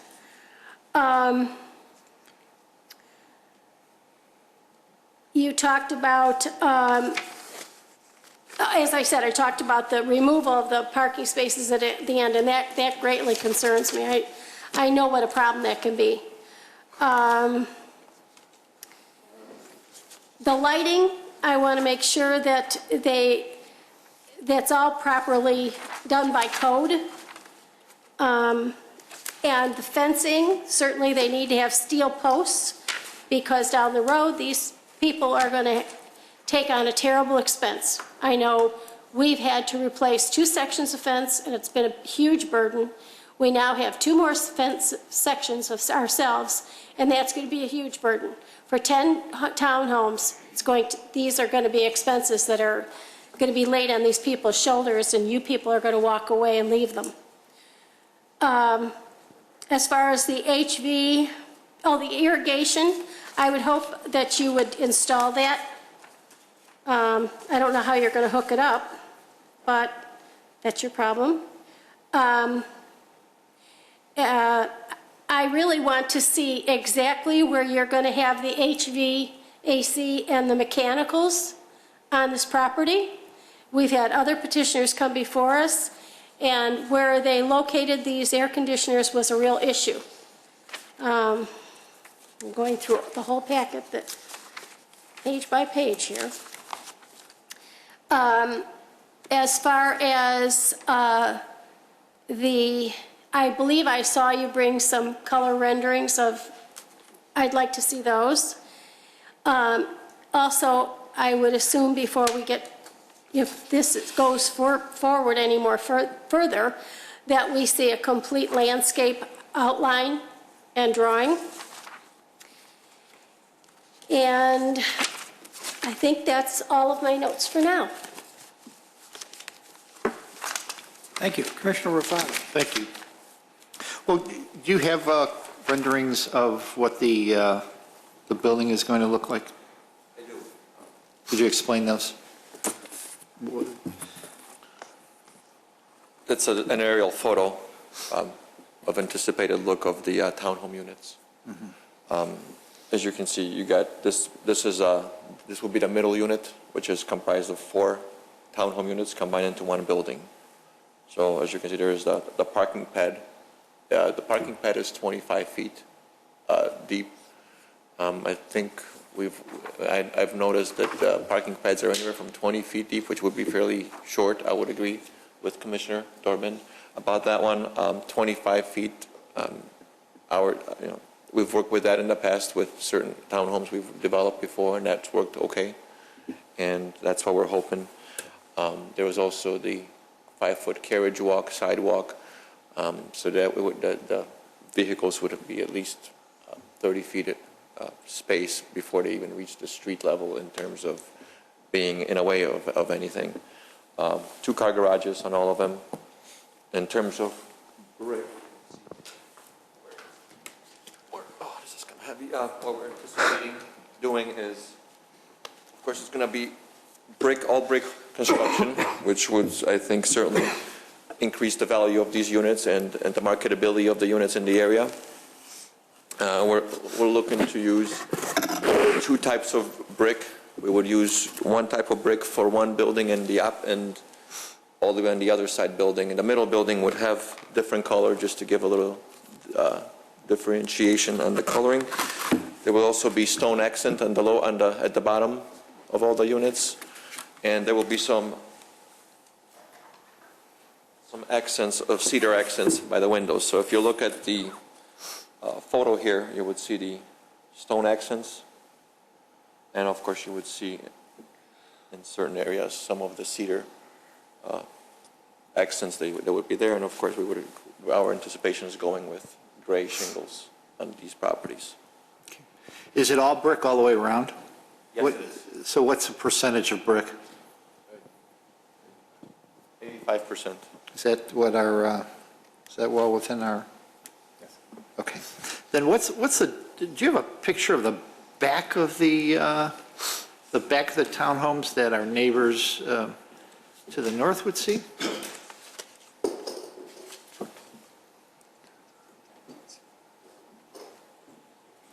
Color. I just want to see color. That's color. Yeah, I know. It is. Yeah, it is gray and white.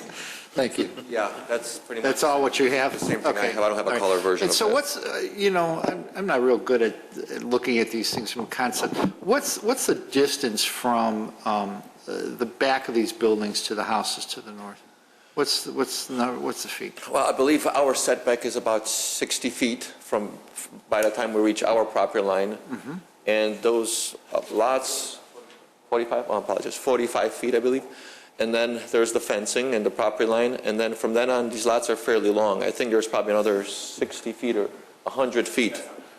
100 feet usually of how far the building is on the opposite end off of Edgewood Street. Well, so from the end of the building, your building to the property line, what is that? That's about 45. 45 feet, and then those houses on Edgewood are deeper houses. Probably another Okay. 100. And then the fencing around that, what is that going to be? Around our property, correct? Yes. What's the fencing, what is it going to be? Well, we had certain prior discussions, which we're looking to do, I believe, a 5-foot cedar wood fence going all around our property to provide, to make it invisible, to provide less or more privacy to the other properties off of Edgewood. And Commissioner Dorban, you said you have fences around your property and. But I wouldn't recommend, especially for this complex, as few as there are here, I would not recommend a wood fence. I'd recommend the PVC fence, because ours has been up in the front for about 16 years, and it looks brand new. On the other hand, we have a fence that we're replacing after 16 years. That's wood. So I'm concerned about the burden as far as these homeowners are concerned. We would have no problem putting the plastic fence. That's certainly something that we can certainly entertain. To maybe address one of Commissioner Dorban's issues in terms of the cost of owning a townhome would not be anything more than if you, let's say, you owned a single-family residence and you wanted a fence in your property, the cost will be even higher than that. What you do raise a very good point, however, on is that you have to make sure that there's proper budgeting in order to address the common expenses of the association, whether it's the street, whether it's the fencing, whether it's the roofing or siding, whatever the case may be. You're correct on that. The law requires that the association at least 15% of the annual budget should be budgeted for reserves. And if the association does this properly, then over a period of 10, 15 years, there should be several thousands of dollars to cover some of the anticipated expenses. But there's certainly in that expenses theory. you don't plan on. Pardon? And expenses you don't plan on. I mean, and this particular, I'm sorry to interrupt. No, go ahead. There's You're going fine. issue here as far as the snow removal. If that street's going to belong to them, they need to have, that whole street, they got to figure out where to put that snow. And that can be a huge problem, huge. And, you know, as far as your argument that people should have the reserves, that's true. I mean, we have reserves. That's not the point. The point is, as these things deteriorate, you need to keep raising your reserves. I happen to serve on my board, so I know. So you have to raise and raise and raise, and pretty soon it becomes a burden to these homeowners. You have to give them everything you can give them right up front to reduce their costs later on. I agree. So that's just my point. Thanks. Since the gentleman was talking about the ponds that were there and they're filled in, is there a requirement to have that ground tested? We would require soil borings. I believe 10 feet, we'd go to a depth of 10 feet. Do you know off the top of your head? We would require soil borings to a depth of 10 feet, I believe. Mr. Gray may be able to correct the... Actually, that's a building requirement, so I'm not really sure, but at every corner of each building would be a soil boring. I'm not sure exactly what depth it is, but if it's unsuitable, then yeah, it would have to be removed and replaced with a suitable compacted fill. Well, when you're talking about soil borings, are you talking about for engineering purposes? It's for structural integrity of the building. Okay, we're more worried about pollution. Contamination. It actually, in some ways, it actually catches both. If you do a soil boring and it's unsuitable because it's a rusting out metal box like a refrigerator, it'll get picked up as being not suitable soil. So it is ultimately both. If there's a expectation that they're going to find unsuitable fill, it would definitely come up. I think we're 10 feet, maybe 10 feet below the foundation, and maybe 10 feet below the grade. But they do a chemical analysis? I don't know if it requires a chemical analysis. Yeah, it's not required, but that's something that could be asked of. I'm going to ask for it. And are these going to be on a crawl or a basement? Probably a crawl, right? No, a slab? It'll be just on a slab. Slab. Okay, great. Okay, so I'll go into my comments. I've been on the board for a long time, and for such a small development, I've never seen so many points by the fire department come out, and I'm sure engineering probably has a whole bunch too. I've got overall concern about this development on a number of reasons. The private drive, there's not enough space, just a host of things. And the gentleman that left was talking about let's build some more townhouses. To be honest with you, I don't see the need for any more townhouses. We have empty townhouses very close to this unit, and it just doesn't make sense to me. And there are so many issues with this piece of property. I know you bought it. I know you're trying to develop it, but we're asking for so many variations. The private drive, allowing that to happen, there are so many other concerns with this that I just can't in good conscience even think about approving something like this.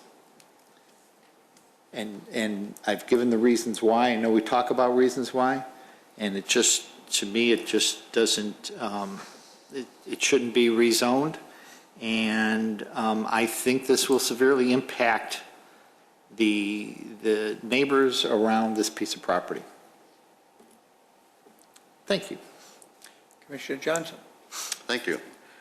I concur with Commissioner Rufato. I don't know how we could even get this much discussion going on this without knowing if the land is even buildable from a EPA point of view, much less a structural point of view.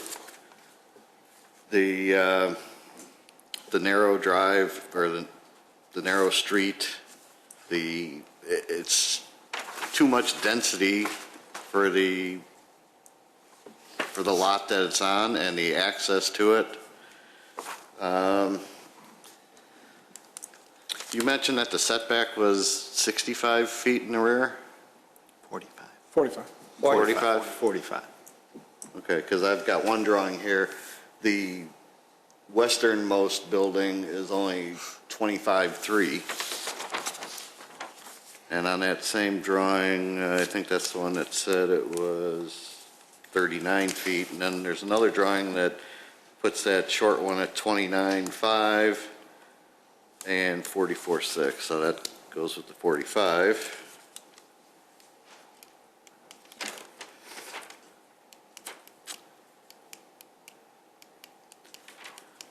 The existing pond that's going to be altered, is that going to be big enough to handle the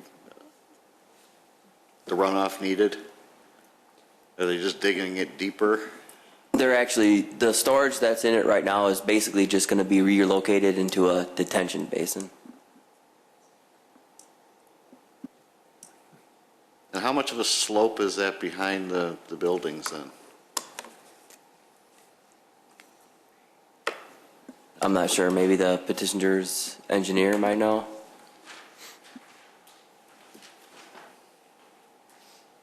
Looks like the easternmost building would have a pretty good slope behind it. Yeah, after about a 10-foot flat area, then there's a drop off that in total is 5 feet vertically after that flat area. Yes, sir. Okay, let's see, moving on.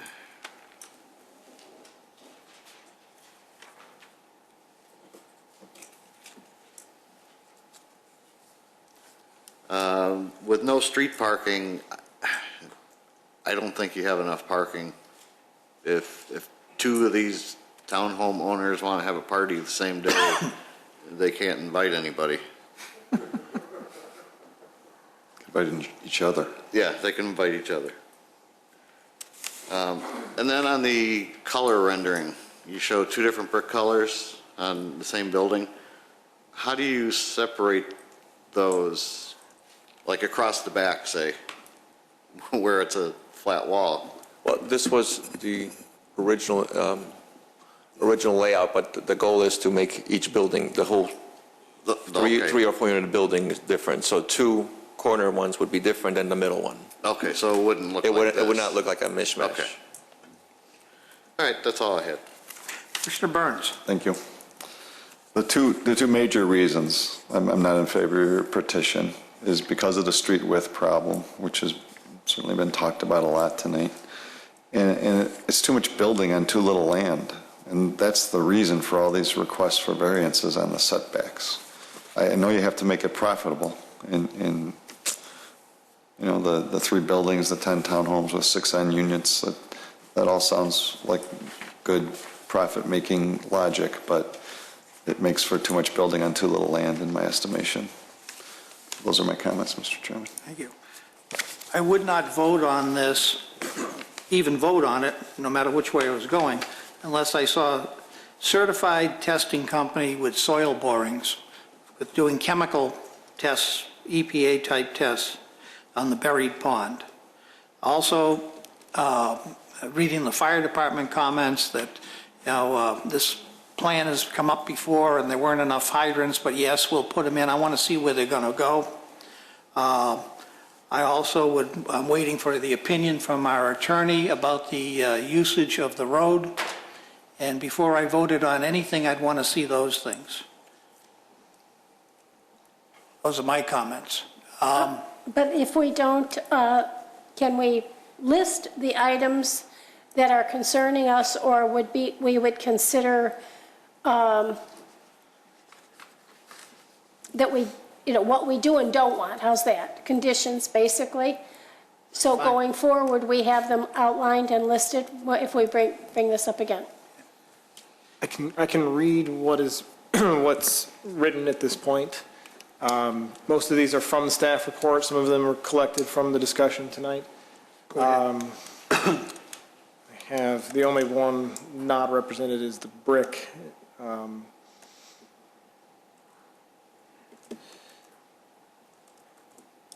I have 10 at this point.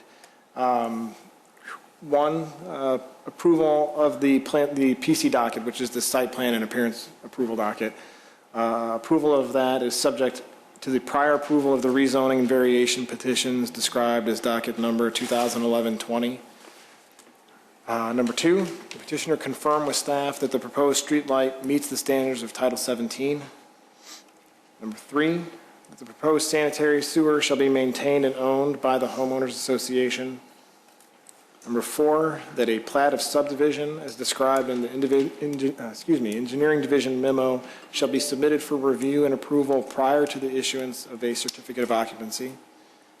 Number 5, that the petitioner supply the village with a temporary construction agreement, a temporary construction easement agreement with Shadow Bend in order to construct the water main as shown or develop an alternate configuration that does not require such an agreement. Number 6, that the downspouts for the proposed homes be directly tied to the storm sewer. Number 7, the parking shall be prohibited on Kraus Lane within the development. Number 8, petitioner shall supply the village with approved homeowners association declaration addressing snow removal, landscaping maintenance, and roadway maintenance prior to the issuance of a certificate of occupancy. Number 9, the soil boring review also include analysis for the presence of contaminants. Number 10, not worded yet, but relating to the brick color alternating from building to building and not unit to unit. The fencing? I did not have in my notes a consensus on the fencing Okay. yet. The fencing would be one, and that I'd like to have people vote on. That's one, and the other issue is, I forgot now. The air conditioning units? Yes, that was another one. And, the irrigation system. Right. But this, excuse me, Mr. Chairman, Yes, sir. but this list that we're enumerating here isn't necessarily the entire, all-inclusive list of things that we might want to, discuss or. The only reason I'm saying that we do this now is so that we don't forget them later on, because when they come back, what happens is you forget what you wanted to address. This way, it's a preliminary list, and we can add to it, but at least it won't be forgotten. Very good, thanks. I have left off with the brick color. Was there, I got nods on irrigation. Where are we on the fence? We're on the fence on that one. I don't like the PVC fence. That was a big stink in Buffalo Grove with Cambridge I can't hear you. condos. I'm not in favor of telling them they have to have a PVC fence. That was a big to-do over at Cambridge on the lake. They wanted to put up a PVC fence, and all the neighbors complained, and ended up putting up a cedar board fence. The problem with that is, down the road, these people are going to have undue burden with the expense. I'm concerned about 10 homeowners having to replace a fence. The problem that most homeowners have with it is the glare from it, that it reflects back. I don't think so. We have it all across the front of our... Drive by there someday There's no with your glare. lights on. You can't see a glare because we've got bushes in front of it. I would take a poll on that one, as to what. We'll take a poll. Commissioner Burns, PVC or other? I would not mandate a PVC fence. Commissioner Johnson? No, I wouldn't mandate it. Commissioner Raffato? I agree with Commissioner Dorband. I would, and very rarely would I have PVC, but in this instance, it's a long stretch of property. I think that in this case, in this treatment, I think that would be appropriate. Commissioner Dorband? Yes. Commissioner Schaaf? I would not mandate PVC. Nor would I. Okay. Takes care of that. The other suggestion regarding the cost of the fence was to require steel posts I'm for that. for ease of future maintenance. Yes. Anyone against that, make it easier. Not me. And then, Mr. Jennings, all of the concerns that engineering has and fire department have are part of this and will be addressed. I know they're not specifically listed as conditions, but they will be in there. Some of them have been pulled out specifically as conditions. Some of them are code requirements that get picked up on the building permit. We tried to, the list was long, so we tried to separate out what will alter the site plan versus what would just, an underground. So there are some exceptions to that. The water main location requiring easement agreement on an adjacent property, that sort of thing. We wanted to point out because that's off the property. But to answer your question, a lot of these would get picked up in a permit review. They're provided for your information. Including moving the water main out of the middle of the street to the side? Yes, and that's if there's a specific on that everybody's in agreement to, we can certainly add that as a condition at this point, just to be Andrew, I specific can't about. hear you. A condition relating to the water main location can be added if there's general agreement that that's appropriate from. Water main. The problem with the water main is if you move it to the north, you're getting real close to the sanitary sewer and there has to be a separation. If you move it out of the road, the only place that you're going to be able to put it is under the curb and gutter. And when you do a water main break and you're removing curb and gutter and pavement, it gets more costly. So I would actually rather see it in the roadway, so all you're removing is roadway, because there's no green space to put this water main. But then But if you're you going to do have to move that, it to the roadway, towards the side somewhere. If it's down the middle of the road, you're going to block the whole road. but if it's down the middle of the roadway and the residents own the Correct. street, they're going to have to have that burden. Yeah, that's correct. I believe it is shown to the south of the center line of the roadway. But it could be moved a little farther south.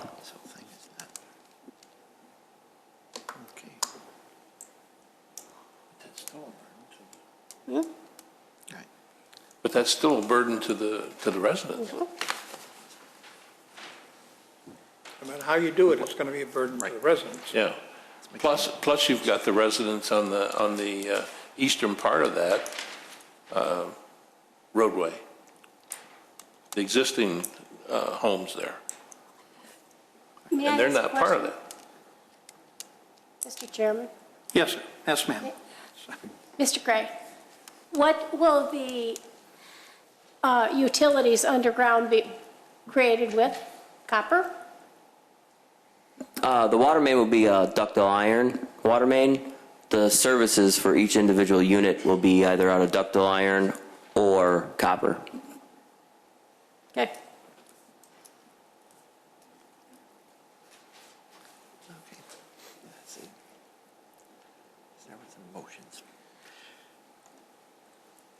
I'll entertain one of several motions. One Oh, is, do you want to ask the public? Yep, sorry.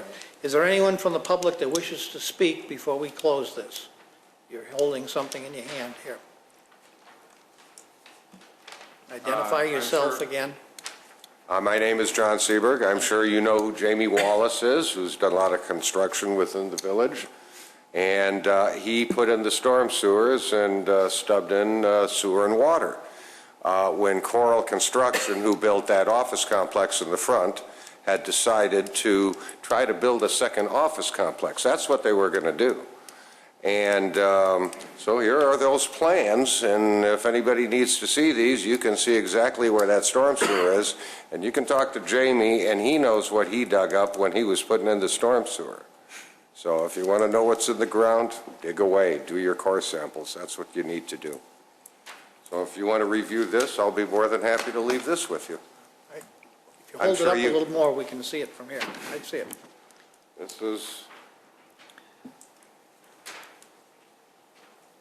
that's the entire section of the storm sewers that were placed in. The program was, how the program worked is that they would receive the ability to run a storm sewer into the pond, the small pond that exists.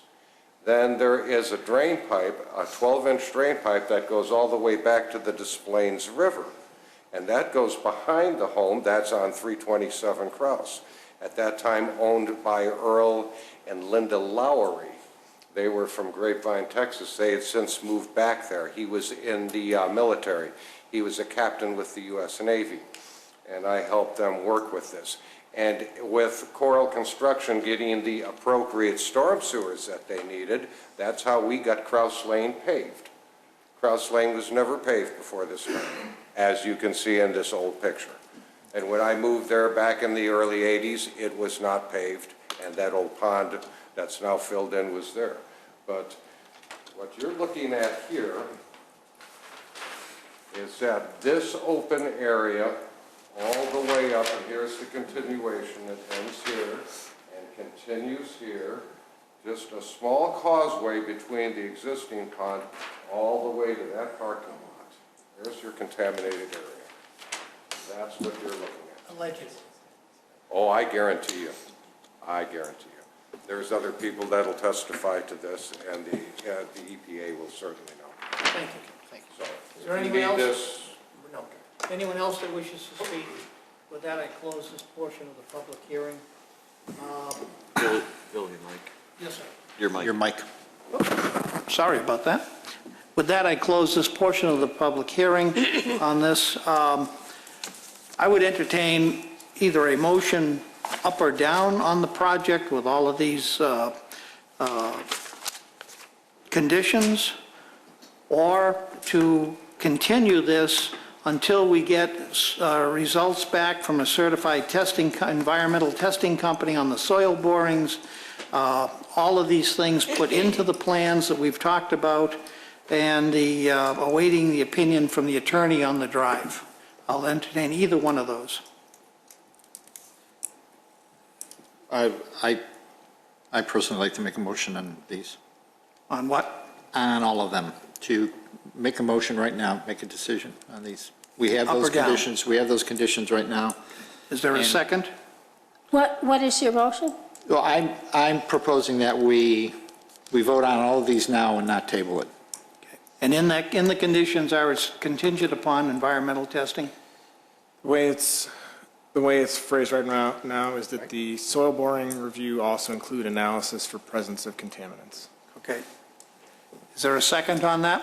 Well, do we have to just do each petition, right? Right. Right, we have to do each petition. So we're only voting on the conditions, correct? No, my proposal Or is the whole to project? vote on all three of these Up or coming down? up. Just want to make sure. Not continuing it.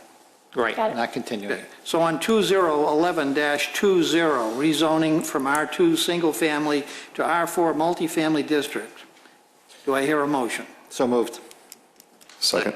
Motion made and seconded. Please call the roll. A motion was made by me, Commissioner Rufato, seconded by Commissioner Burns. I vote no. Commissioner Burns? No. Commissioner Dorban? No. Commissioner Johnson? No. Commissioner Schaaf? No. And Chairman Maloney? No. 2011-20B, variations from Title 19 zoning, related access, setbacks, and parking. Do I hear a motion? So moved? Second. Motion made and seconded. Please call the roll. Motion was made by Commissioner Dorban, seconded by Commissioner Burns. Commissioner Dorban? No. Commissioner Burns? No. Commissioner Johnson? No. Commissioner Rufato, I vote no. Commissioner Schaaf? No. And Chairman Maloney? No. PC 12-2, site plan and appearance approval for a subdivision. So moved. Second. Motion made and seconded. Please call the roll. A motion was made by Commissioner Burns, seconded by Commissioner Johnson. Commissioner Burns? No. Commissioner Dorban? No. Commissioner Johnson? No. Sorry, I should have got you there. Commissioner Rufato, I vote no. Commissioner Schaaf? No. And Chairman Maloney? No. How do we get an EPA test done on that? Well, what was just done was a recommendation to the village board, which will now be forwarded to them, recommending that those three actions each be denied. The village board could then approve the petition, add new conditions. So at this point, it's in the hands of the village board. If it's the consensus of the board to require it prior to moving ahead, they can certainly tell the petitioner that they won't entertain an ordinance until such time as they have the results of the test. So at this point, it would be forwarded to the board for their review. It was a nice-looking building, not flying. The first docket, 2011-20A, I missed who made and seconded the motion. That was, I made the motion and Commissioner Burns made the second. And I believe I have the rest. And B, it was Commissioner Dorban made the motion and Commissioner Burns. And on the next one, Commissioner Burns made the motion and Commissioner Johnson made the second. Your motion to close the public hearing? So moved. Second. Moved, seconded. All those in favor? Aye. Aye. Opposed? Closed. Can we take a quick break? Take a 5-minute break. Thank you.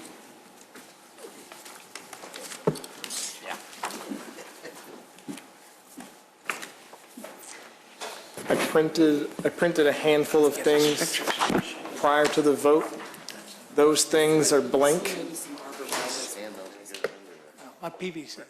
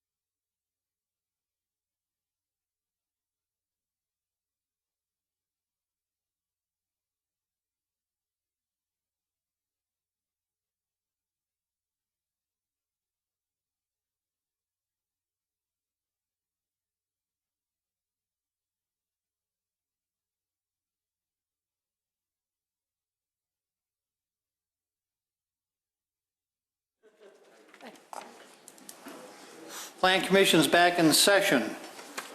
Reading docket number 2011-22, A and B and SCBA 1165, Marco's Pizza, 1900 South Wolf Road.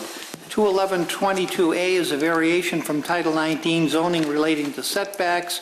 211-22B is a special use approval for a restaurant. SCBA 1165 is an appearance approval of wall signs and a freestanding sign. Mr. Secretary. Jim Berta, Family Video Regional Manager on behalf of A&E Limited Partnership owner, is seeking the following actions in order to operate a restaurant at an existing commercial facility located at 1900 South Wolf Road.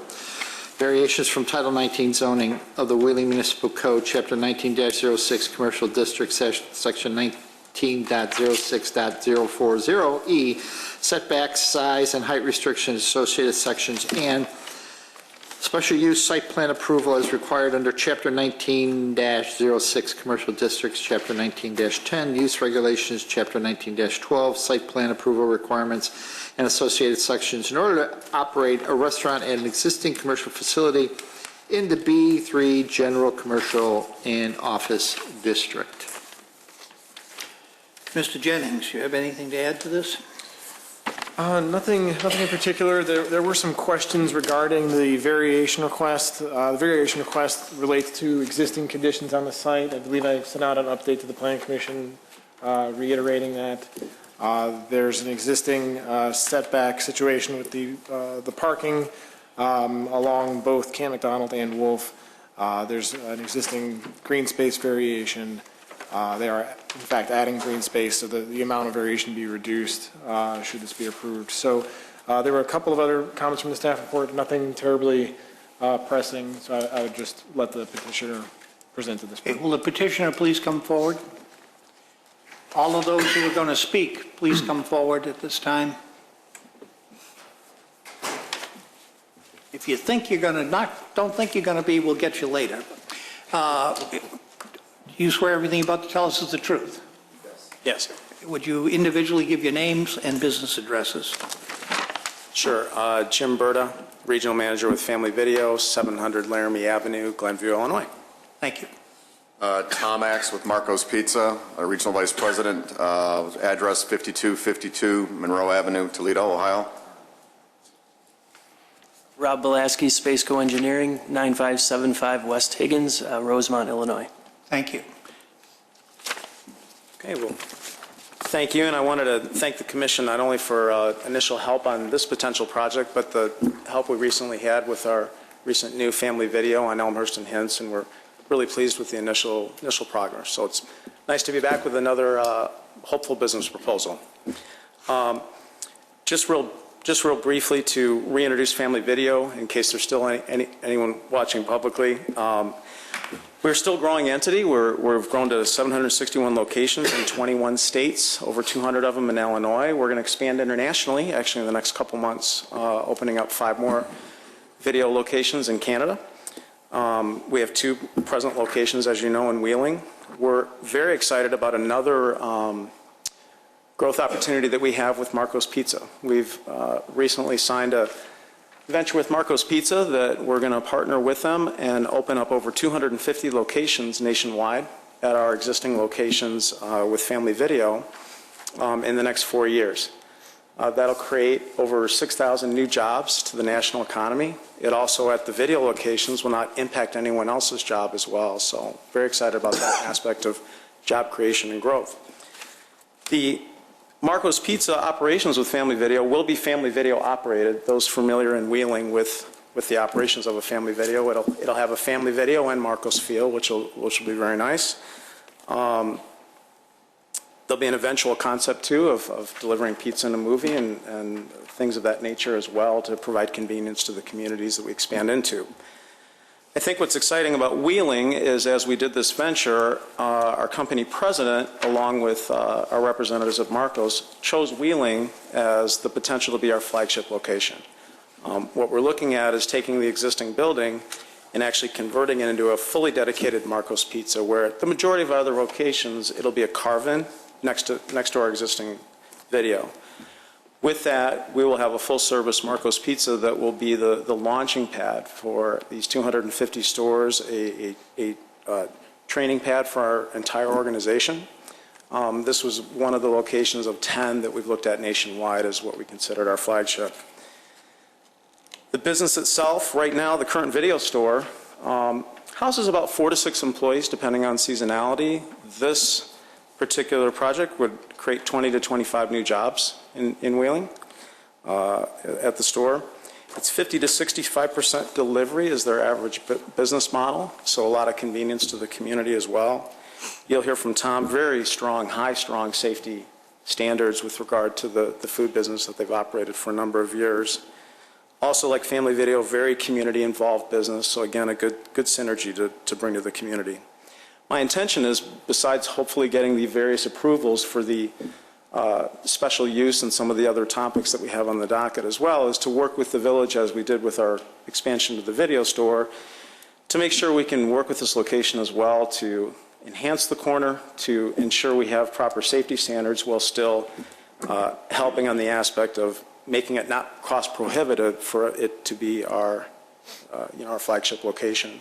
So I'd like to real briefly bring up Tom, who can introduce you a little bit to what Marco's Pizza is all about, being as it's an Ohio-based business and what have you. Thank you. Marco's Pizza is currently about a 260-store chain. We're in 20 states, and also we're in the Bahamas. We've signed an agreement to go into Panama. We're also exploring internationally for our growth. We're currently the fastest growing pizza chain in the United States. Our senior leadership is made of members from Little Caesars, Domino's. We've kind of recruited those senior leaders, and based on the values of our president, we're out campaigning to open, again, a number of stores. We plan on opening about 105 this year, 2012. We opened about 61 stores last year, and the year before that we opened 31. So we're on this growth campaign. Our biggest success on our franchisees, we do not open corporate stores. Everything is franchised. So it's important for us to find franchisees that are tied into the community, because that's where we feel that they perform the best. Our stores are located ideally in the same locations that Family Video are in. They're in the neighborhood locations, away from the commotion and the congestion of high traffic. They're in the neighborhood so we can deliver pizzas to our customers. So, thank you. Okay, so I think, unless you'd like me to do differently, there's a very well thought out proposal that's been put forth by Andrew and the commission, and also with Family Video and Marco's. So instead of going over those, I'm sure there's going to be questions with some of the circumstances you're looking at with the potential approval. So I thought we would do that first, and if something's missed, I would jump in as well. It already explains why you put the grease trap in the video store then. Pardon me? It explains why you put the grease trap in the video store on Elmhurst and Hintz Road. We have a grease trap there? That's what I understood. No? Yes. I must have misunderstood the question. They've put a grease trap on this plan. Oh, I thought there was one when they built the other one, no? I misunderstood the question. And you know what, I'm not sure, I can't speak for the, for the future of that, but the Wheeling location, pretty darn busy location, and the second location that we just recently opened, potentially down the road, but a 5,000 square foot video store is a perfect ideal template to have enough inventory to compete with Netflix and Redbox and the other options. So a lot of our locations are 7,000 square foot buildings that we built in the 1990s that really would probably be first on the list. So, thank you. This is a public hearing. Is there anyone here who wishes to speak on this subject? Again? Okay, there being no one. This is my phone a friend group back here in case I need to get other questions. So back up in case we vote the wrong way? That's right. Mr. Gray, do you have anything?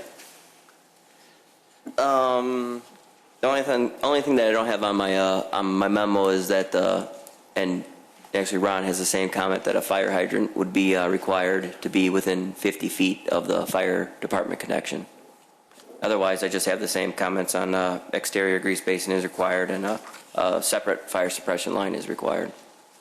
Thank you. Mr. Antor? I believe our review letter speaks to all the issues we have. The petitioner has talked to me about the items, and I believe their understanding of what it is that we're looking for at this time. Start off with Commissioner Burns. Thank you. Well, in addition to those items with engineering and the fire department,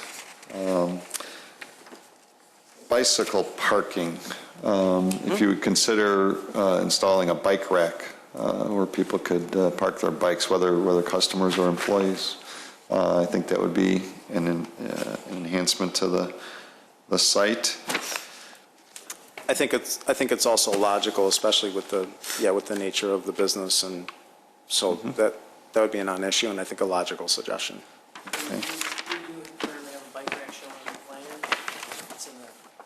We do currently have a bike rack shown on the plan. It's in the southeast corner. I believe it was 2 bicycle spaces were required, so I believe the one rack will cover that. Thank you. Sidewalks. Currently, there are no sidewalks at this intersection, is that correct? No, they're not. Yeah. And I understand that there is some road work, some road construction that's going to take place that's going to tear that intersection up. That's correct. We don't know the full extent of what that road work is going to be at this point. Mr. Gray may be able to fill you in, but we've received copies of the 5-year plans for various organizations. Is this IDOT? Is the IDOT 5-year plan mentions improvements at this intersection? We informed the petitioner of this just as it relates to possibly rebuilding anything that they would put in that area. So, Mr. Gray, do you have any other information about the proposed work? Yeah, it's a reconstruction of Wolf Road from Palatine Road all the way down to Camp McDonald. It's a full reconstruction. It's been on IDOT's highway improvement plan probably since '07, roughly. But it all depends on funding. Yeah. Well, so maybe there won't be road reconstruction in the near future. However, we still would like to improve the sidewalks, increase the number of sidewalks in the Village of Wheeling, although with possible this road construction coming up, one option is to make a contribution to the sidewalk fund in Wheeling, so we can put a sidewalk somewhere where it would be more practical than an intersection that might be torn up in the near future. So I'd ask you to consider that. The trash enclosure, what I see here in the paperwork is that it's going to be a wooden trash enclosure with a chain link gate. My preference is a wooden trash enclosure actually looks better with a wooden gate. If you could swing that, no pun intended, I would prefer it.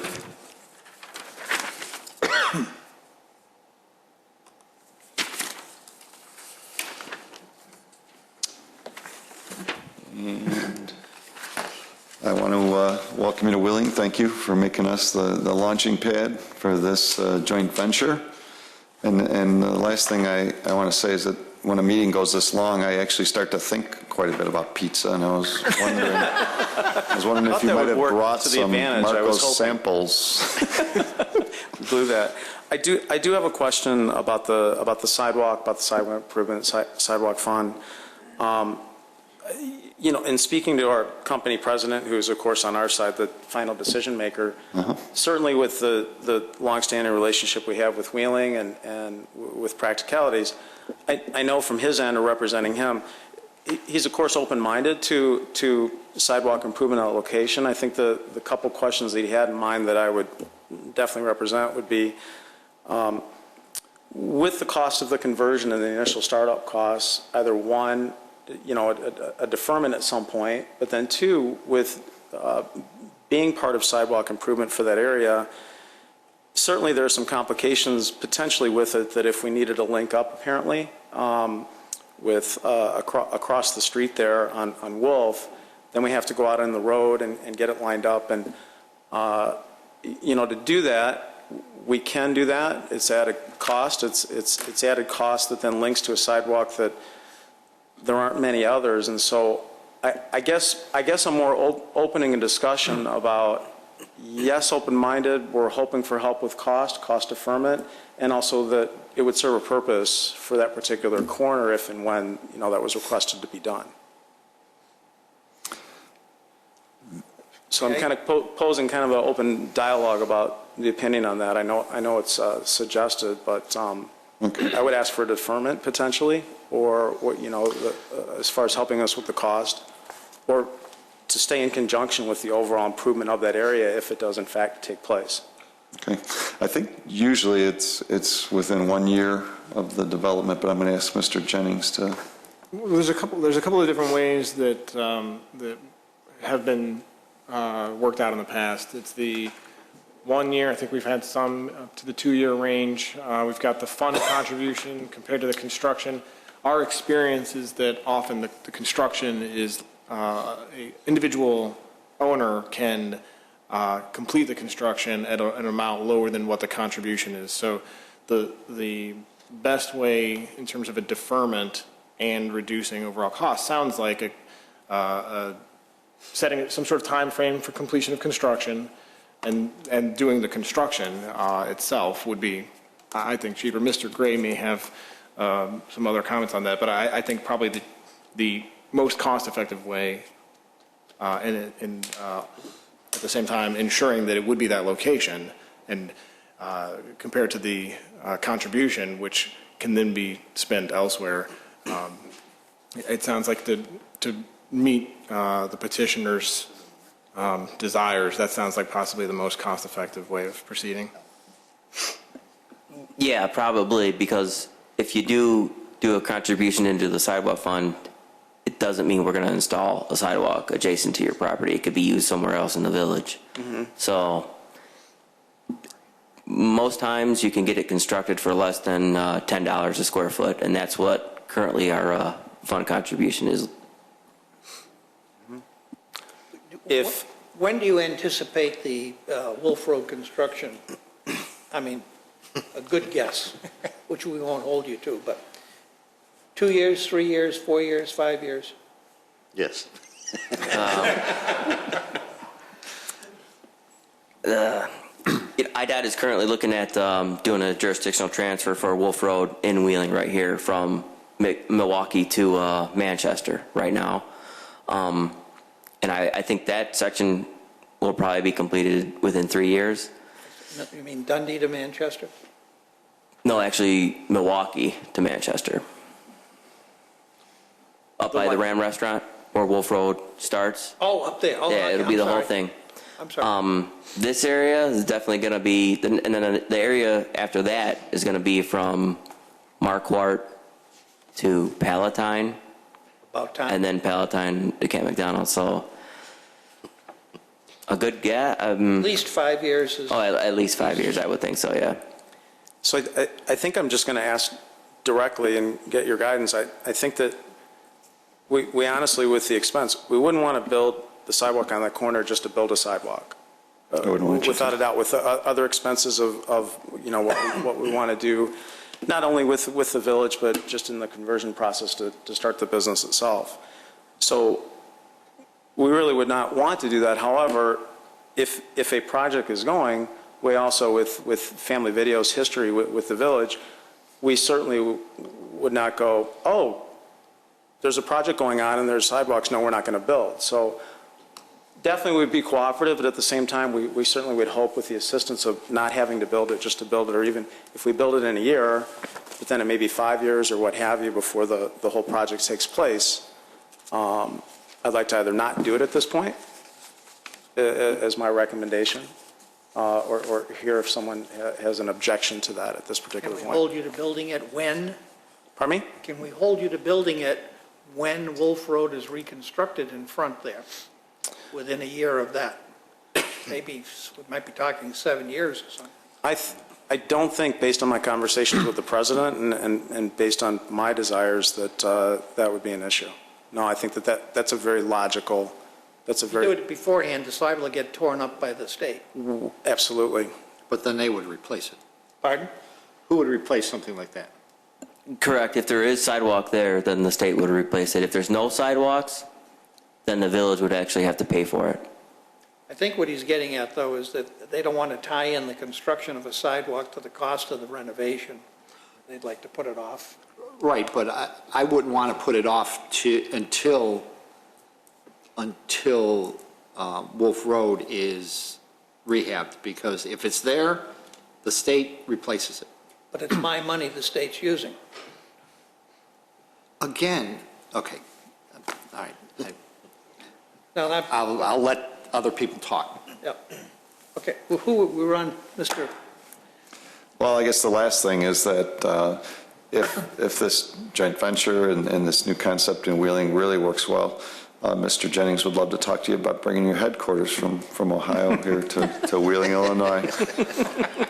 Thanks, that's all I have, Mr. You Chairman. never know, could evolve into more than a mini headquarters. We'll It's find the a spot for largest you. partner, for sure. We have a nice airport. Yeah, that's That's true. all I have, That Mr. is Chairman. true. That's where our company planes are at, that's right. Commissioner Johnson. Thank you. Great presentation, a lot of good information here. Just to tag on to the sidewalk thing, there's currently no sidewalks to the north. There's no sidewalks to the west. What would these sidewalks tie into? There's only one across the street in the Prospect Heights. And there And should, it would just be a short strip of sidewalk that would lead right to your parking lot. right, well, That's about all you can really do there. but, well, okay, I'm done talking. Okay, I'll save it for you then. That's all I had. It Thank looks you. Now, great. Commissioner Ruffado. Thank you. Just a couple of comments about the actual restaurant, then I'll get into the sidewalks. You mentioned that this is the first total conversion, okay? But then you also mentioned something about carve-ins. So is that your plan to take a section of family videos and make them a pizza place?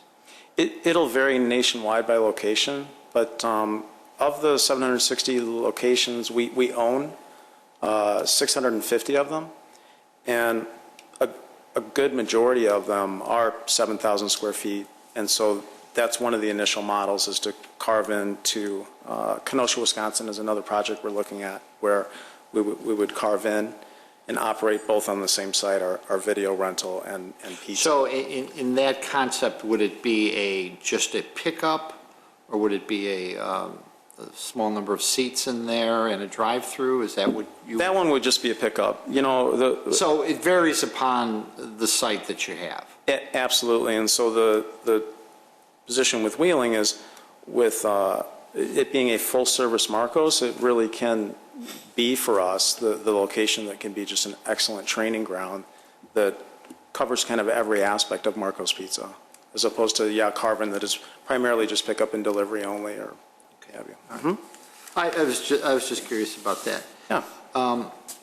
And then, so to signs, really nice signs, like the signs.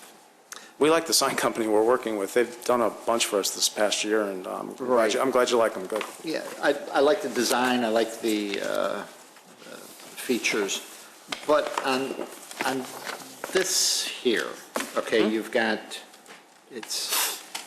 these examples here. Are these examples? I'm not certain what's going, because you're showing the pylon sign. What is going into? You've got 4 different examples here. Well, we did that to keep you guessing. That's what I figured. Actually, with this rendering, part of it is to give us examples of what could go there. Eric, do you know the one that we've signed and approved? The authentic, right? The authentic Italian pizza with no phone number and, okay. Yeah. Okay. That's my phone a friend example. Okay, thank you. And You only get one. it really looks nice.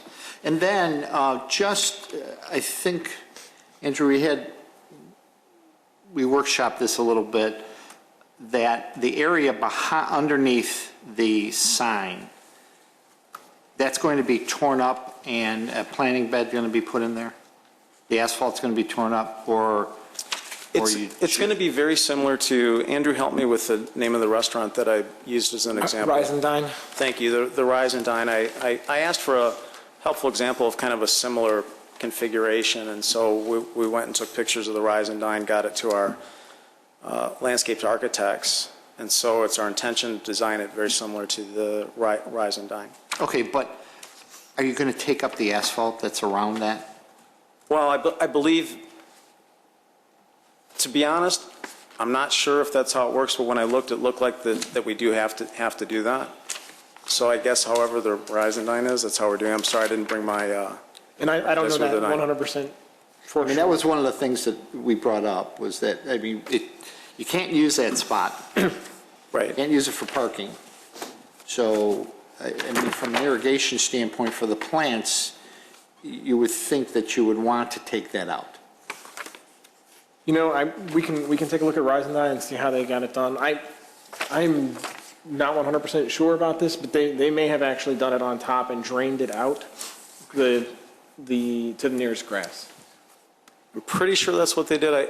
I think a more direct answer to your question with still some vagueness with it, with Intrinsic Landscaping, who we used for our wheeling project as well, we absolutely would do the most cost-effective circumstance that would make sure that it's going to look beautiful, always look beautiful, and basically, and I'm sorry, I cannot recall if it was going to dig up. I think the intention was to not do that. And in speaking with what they had put together, they said that this is something that will be very easy to maintain, look very nice. Commissioner Johnson just showed me, it says existing asphalt looks like it's underneath it, so. And then they have weep holes for drainage. Logically, that doesn't make sense to me. You know, I don't know why you wouldn't take that out and let it drain naturally. And I understand costs, but I'm up here representing the village, and I would like, I just don't understand why, it just doesn't make sense to me.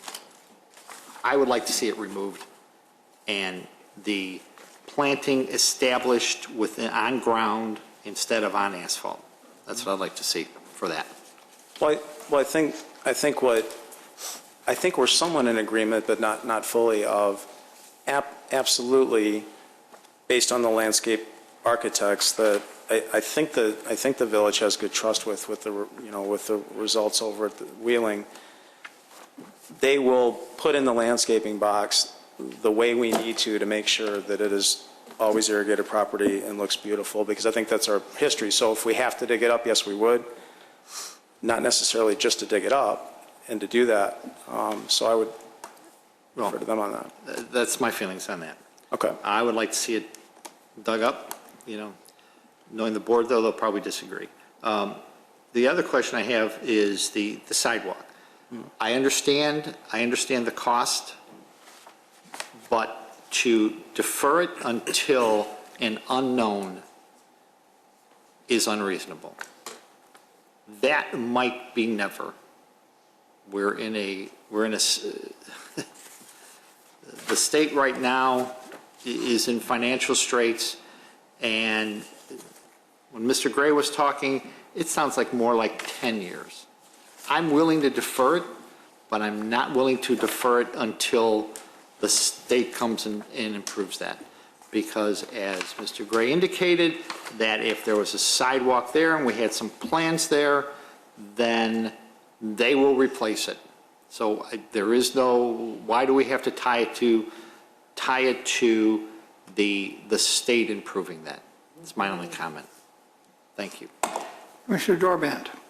Thank you. I like the sign. I just would like to see us have an address on it somewhere. It seems that every time I drive somewhere and there's no signage, you can't see what address you're going that past it in a rather, and you're going to miss it. So if somebody says it's, gives the address, at least they know how to find it. It's also helpful as you're driving by. I need to go back to Commissioner Rufato's comments about the planter bed. You feel that it should be removed and... Yeah, I just think from an irrigation standpoint, you're going to, at least it would drain into the ground, because what all they're doing is putting weep holes in to let it drain wherever. And it would seem logical to me that if it drained into the ground, we wouldn't have to worry about it. And plus, to me, it seems, it seems cheap just throwing something on top of a piece of asphalt. That's really about my only questions. Everybody's asked the questions I had. Thank you. Commissioner Schaaf. Thank you. You mentioned a restaurant. Will there ever be any provisions for a drive-up window? There is. And you talk about a pickup window. Is that, you drive up, you get out of your car, walk to the window? Or are you going to drive? No, and I'll bring Tom up in a second to speak more expertly about that. But it's a very systematically run effort with good clockwork, where it is a drive-up window, not a drive-through, where the majority of orders are usually by phone or by online orders. Right. And then we can systematically say the pickup time is 12:09, the next pickup time is, this number. So it really never creates a stack circumstance. But I think, why don't I bring Tom up so he can answer, more directly. Okay. With how Yeah, those the windows orders, the orders are placed, as Jim was saying, either through the internet or via phone. And it's just really a convenient factor. About 50% of our business, 40% of our business is pickup. So they're either, rather than get out of their car and come into the store, they will just drive around. The window will be there, and they will actually have a heating rack that'll hold the pizza warm. They'll take the pizza off, pass it through the window after exchanging the money, and they're on their way. So there's not an ordering post where you're ordering at the window and then driving to pick it up. It's strictly. Okay, so you can order, or you order the pizza. I know, across the street is the train station, I believe. Isn't that where Yes. the train station is? A little ways down. Yeah, somewhere, so. It's right there. And then you just drive through there and Yeah, you pick up your could pizza. order it on your way home, and rather than get out of the car in the rain or weather like we have right now, you'd be able just to drive up to the window. You'd give the name. Okay, so you don't anticipate any stacking? There really should, no. Well, I will share with you, I just made a call just to verify that coming to this meeting. The most that we've seen in a stack is like 3 cars, and that's on a Friday busy. It's not there. It's just based on our activity. The people come and they go. There's not a stacking issue. And Okay. orders are not placed at that window. That is correct. Orders No. are not. Okay, That is orders. correct. And there are no plans to have Drive-through? a No, sir. drive-through situation? No, sir. Okay. My only comment is to agree with Commissioner Rufato. I'd like to see that bare ground rather than asphalt. I don't particularly care for the weep holes. Thank you. Any other comments? Once again, is there anyone in the audience who wishes to speak to this? There not being any, I close this portion of the... I had one more thing to bring up. I'm talking about the public right now. Sorry. Closing the public portion. Go ahead. The only other thing I also wanted to bring up, and the fire inspector absolutely agreed that very helpful and definitely have an understanding of what's been not only requested but required. The question I had as I keep reviewing, is there any precedent at all with a building of this size and conversion that hasn't needed sprinkling? And the reason why I ask that is majority of Marcos nationwide, because of the safety and the environment and the containment of their oven and what have you, they don't have sprinkling. The only time they have is if it was already existing in a building prior to that. So I just wanted to ask if there is any precedent at all with that. Well, our building and fire prevention codes have taken out any of the square footage requirements where sprinklers are required normally, like an assembly use group. If you go straight off of the International Building and Fire Codes, sprinkler system is required at 12,000 square feet. Our code requires it at 0 square footage. So any new construction automatically requires a sprinkler system.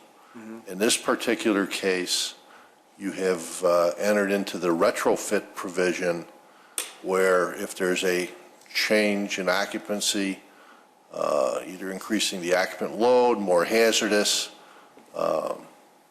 triggers that retrofit provision. And you're going from an existing mercantile to what's known as assembly use group, which, although you may not agree with it, gets classified as more hazardous. If, as an example, you were to open up a greeting card store in the occupancy, that would not trigger the retrofit provision. But because of the type of business you're proposing to put in, that's what's triggering the requirement. Okay, thank you. And then one last question with respect to Grease Basin, and Betsy and Kevin were very helpful with this as well, as we had a phone meeting with Marcos representative. Again, just precedent that, again, the typical Marcos, my terminology might be wrong, but the maximum, all the meats are pre-cooked. We don't have a dishwasher on premise. I think on average it's about 38 pounds per gallon or what have you, and we're having to build, I think, 1,000 capacity grease basin, which is something where it's much larger than any Marcos has ever needed to use. Is there any variation of that could be more cost prohibitive or help us with the cost? It's actually Beverly was the one that reviewed it, and I believe you Beverly, are. yeah, thank you. Yeah, Beverly. You are gonna have Italian beef. That was gonna be on one of your It is, but menu items. everything is pre-cooked. There's no fresh ground beef at all. Sure, I think it was the fats and oils and greases that was gonna be heated up in. So that was a trigger, and the creating the dough. And I can't speak on all the food stuff. That's more Beverly, but that's why it's an exterior. And our code says 1,000, but it's actually about 800 gallons. Yeah, again, as Jim was trying to point out, that most of our stores have got the 200 gallon that's underneath the 3-compartment sink. That's what we've typically used in most stores. Again, I guess just the questions I pose is not a question of non-compliance by any means, but I think a question of, where possible without sacrificing safety and also enhancements to the corner to continue to, assist to help us in the cost of the conversion of the use.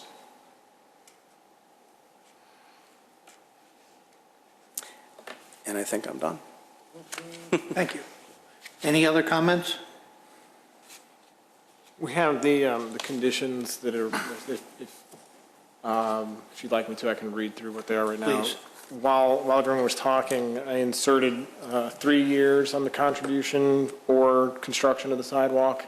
I don't know where it ended up. There was a statement about no indefinite timeline. I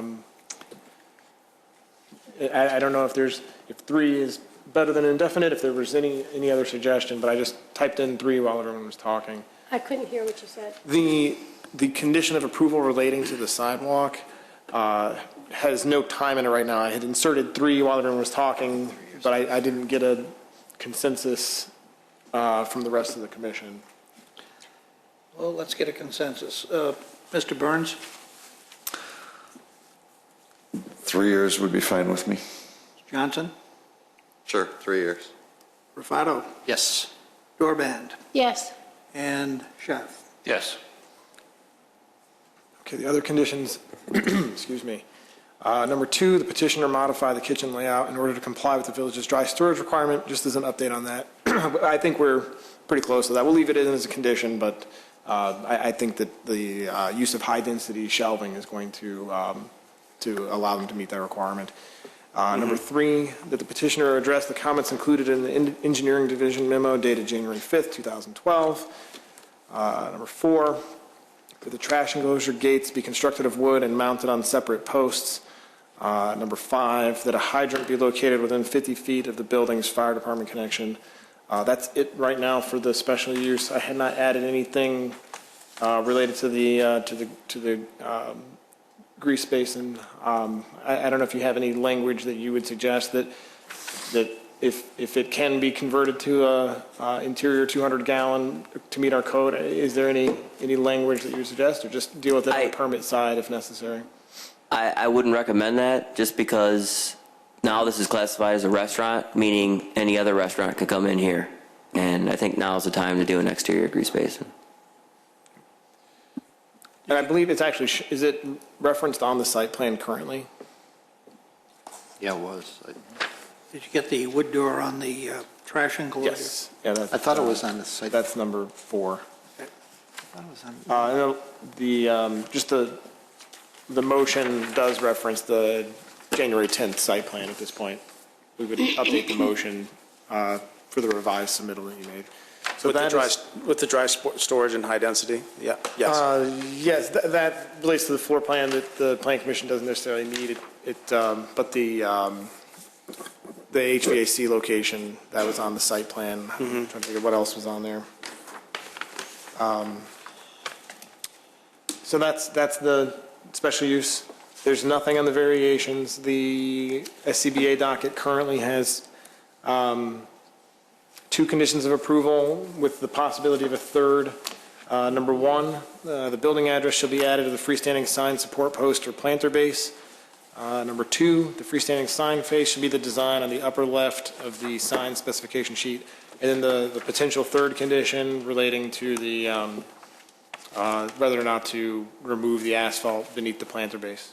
I had 2 commissioners, and I don't think I heard from the rest on that. Mr. Burns. I guess if the village codes and the village staff approved not breaking up the asphalt at Risendine, and it seems to be working there, I'm not going to say that they should have to break it up here in this location. Mr. Johnson. It makes more sense to break it up, but as Commissioner Burns said, if we let one go, and we told these folks that that's what they should try and match, then I guess we couldn't force it. Commissioner Rufato. Break it up. Commissioner Dorban. I'm torn because I see the rationale behind taking it down, but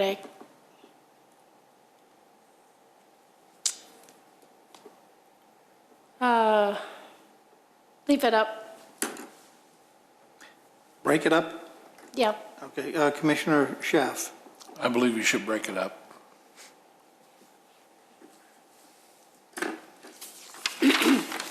I know which way you're going to go, so it's going to stay the same. I'm going to say not break it up. I know. It's like a planter. Yeah, okay, that's fine. So it didn't pass.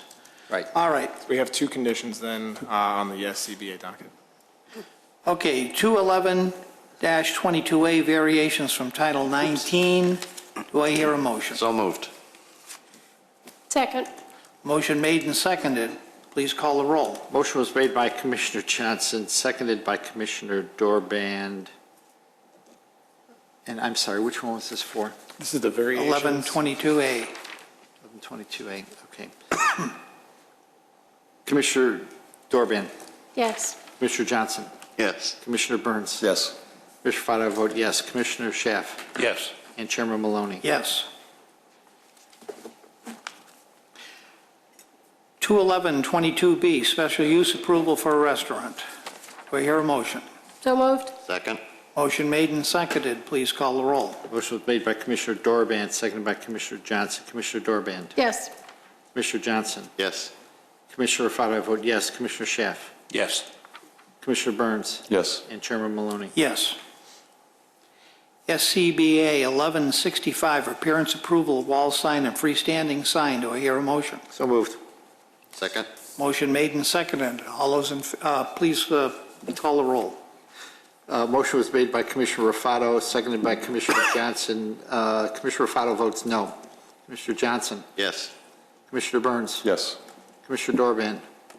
Are we voting the way to include the condition, with the condition? This was the two conditions that were included, not Because the third. if we're voting with the, as the conditions included, then my answer is yes. The two conditions, not the asphalt. Pardon me? Not the asphalt. The two conditions that are already there. Right, okay, yes. Commissioner Schaaf? Yes. Commissioner Maloney? Yes. I'm sorry, I called Commissioner. It's all right. That's quite all right. Who seconded the sign docket, please? Commissioner Johnson seconded it. Getting a little slap happy at this hour. Do I hear a motion to close the public hearing on this? So moved. Second. Motion made and seconded, and all those in favor? Aye. All those opposed? Public hearing is closed. When do you think you'll open?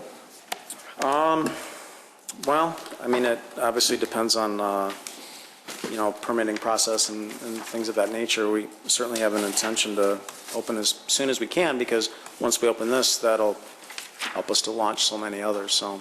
Great. Good luck. Thank you. Yes. Spring is the goal. Good. Thanks a lot. Thank you. You're going to have some papers to sign. Okay.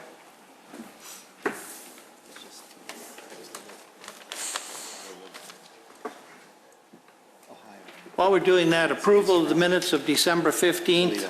Do I hear a motion? So moved. Second? Motion made and seconded. All those in favor? Aye. Opposed? Closes. I have one for me.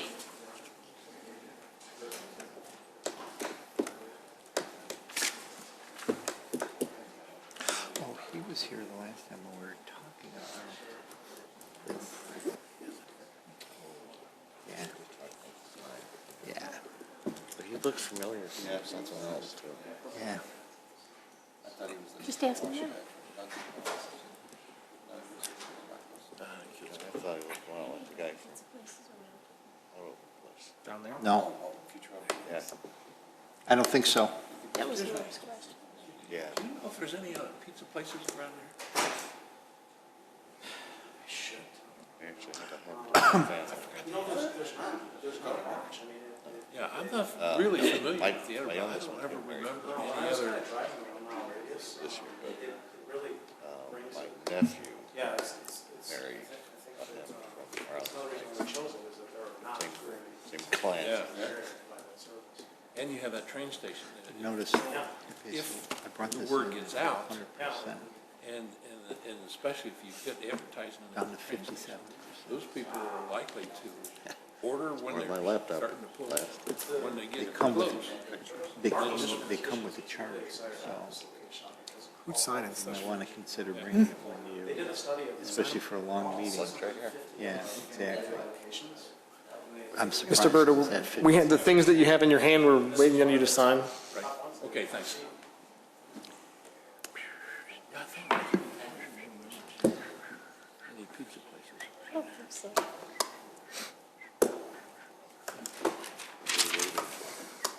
Signing. Signage. There should be three, right? That's one for each of you. Oh, okay. Oh, you're giving them to us one at a time so we don't screw up, right? Yep. So I can keep it Doesn't straight. trust us. Yeah, I could see. Or maybe it's her. Yeah, she's learned, exactly. That's what she has Learn from learned. you guys. Thank you.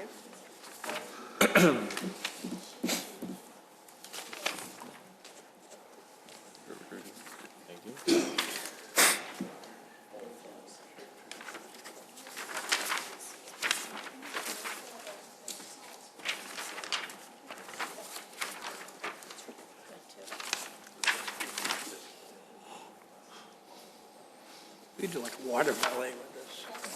Olympics. My daughter says. Okay. Other business. Their business. Jay? Start with Commissioner Schaaf. Thank you. One little issue there on the street where I live is Redwood and Willow. And right in front of number 9 Redwood Trail, they park out in front there, and there's parking on the east side. And you have to swing out, if you're going north on Redwood to get to Dundee, you have to swing out, and any cars in there block the vision line. And who do I go to find out how to get no parking from like the corner back around that curve? Because it's right at that curve where the street splits.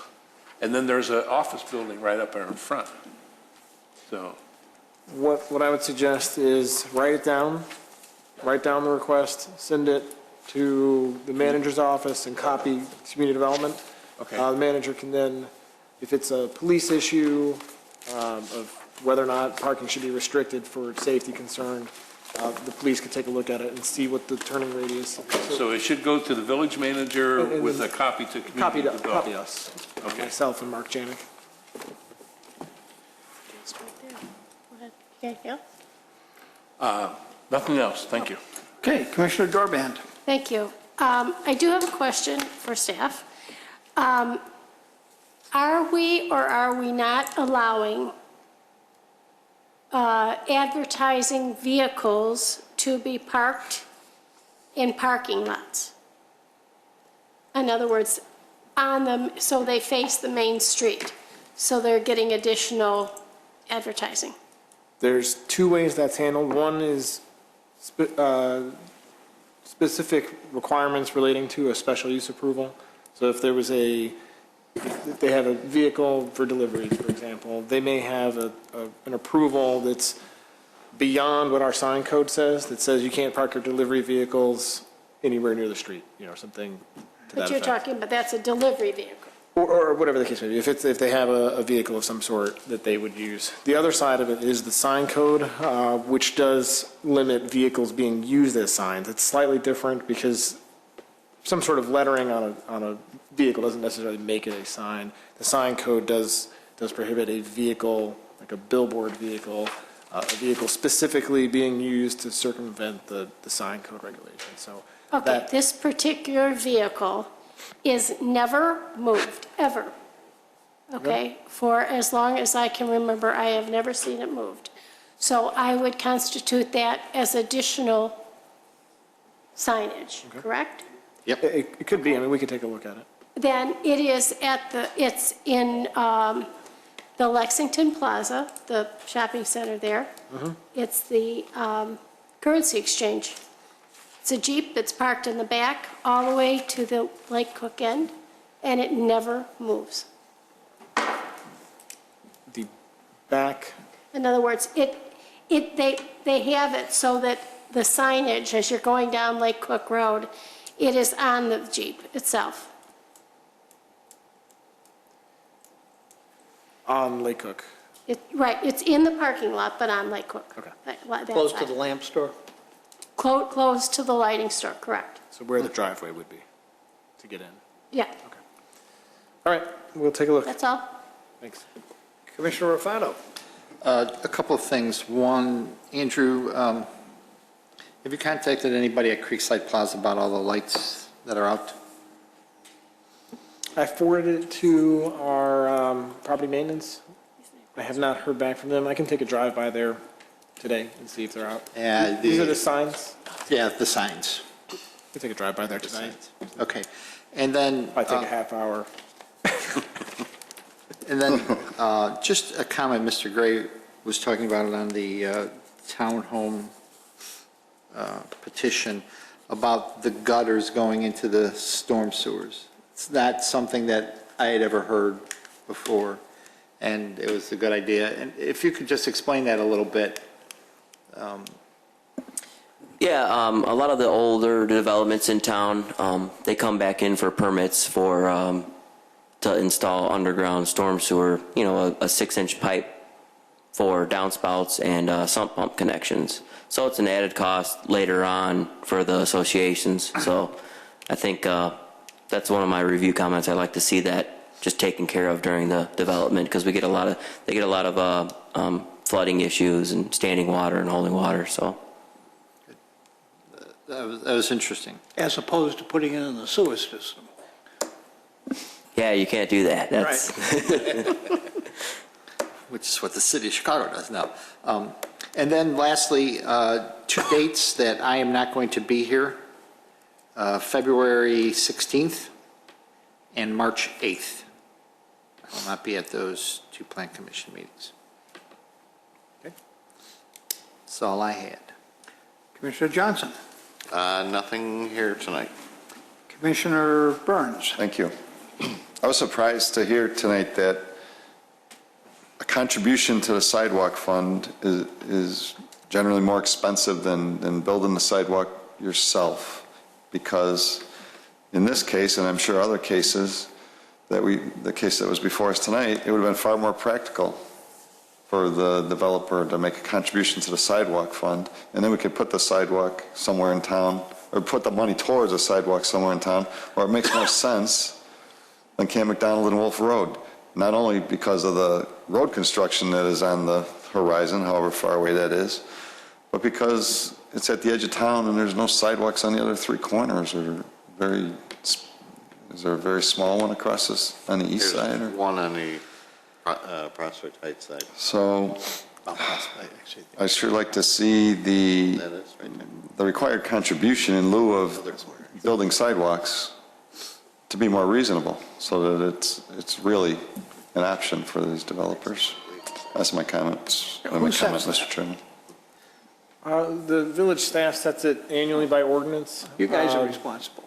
So it's set annually by ordinance, and it's the dollar amount is Mr. Gray, if I get this wrong, you can correct me, but the dollar amount is based on, it is on the high side, but it's based on the village estimate of what it would cost on a typical sidewalk. And sometimes the sidewalks can be done cheaper than that. I think that's the gist of it, is that we estimate it on the high side of typical, because sidewalks sometimes have complicated installations.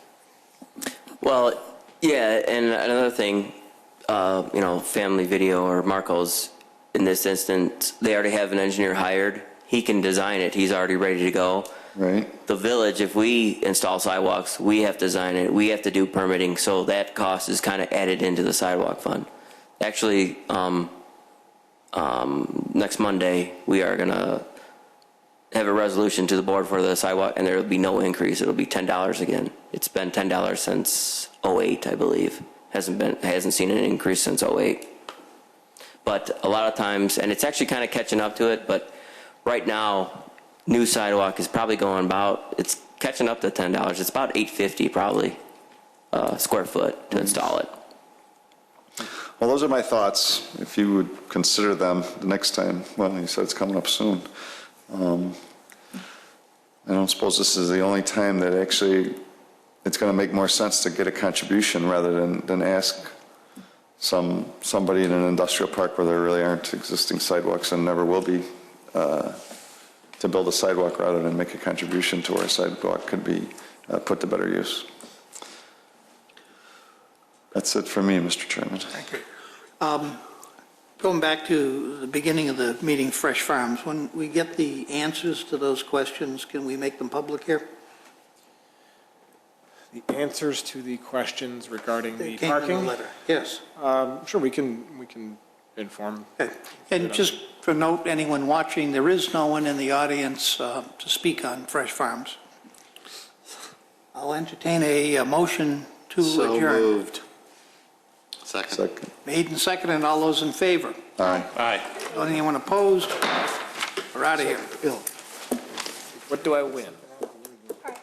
Seriously.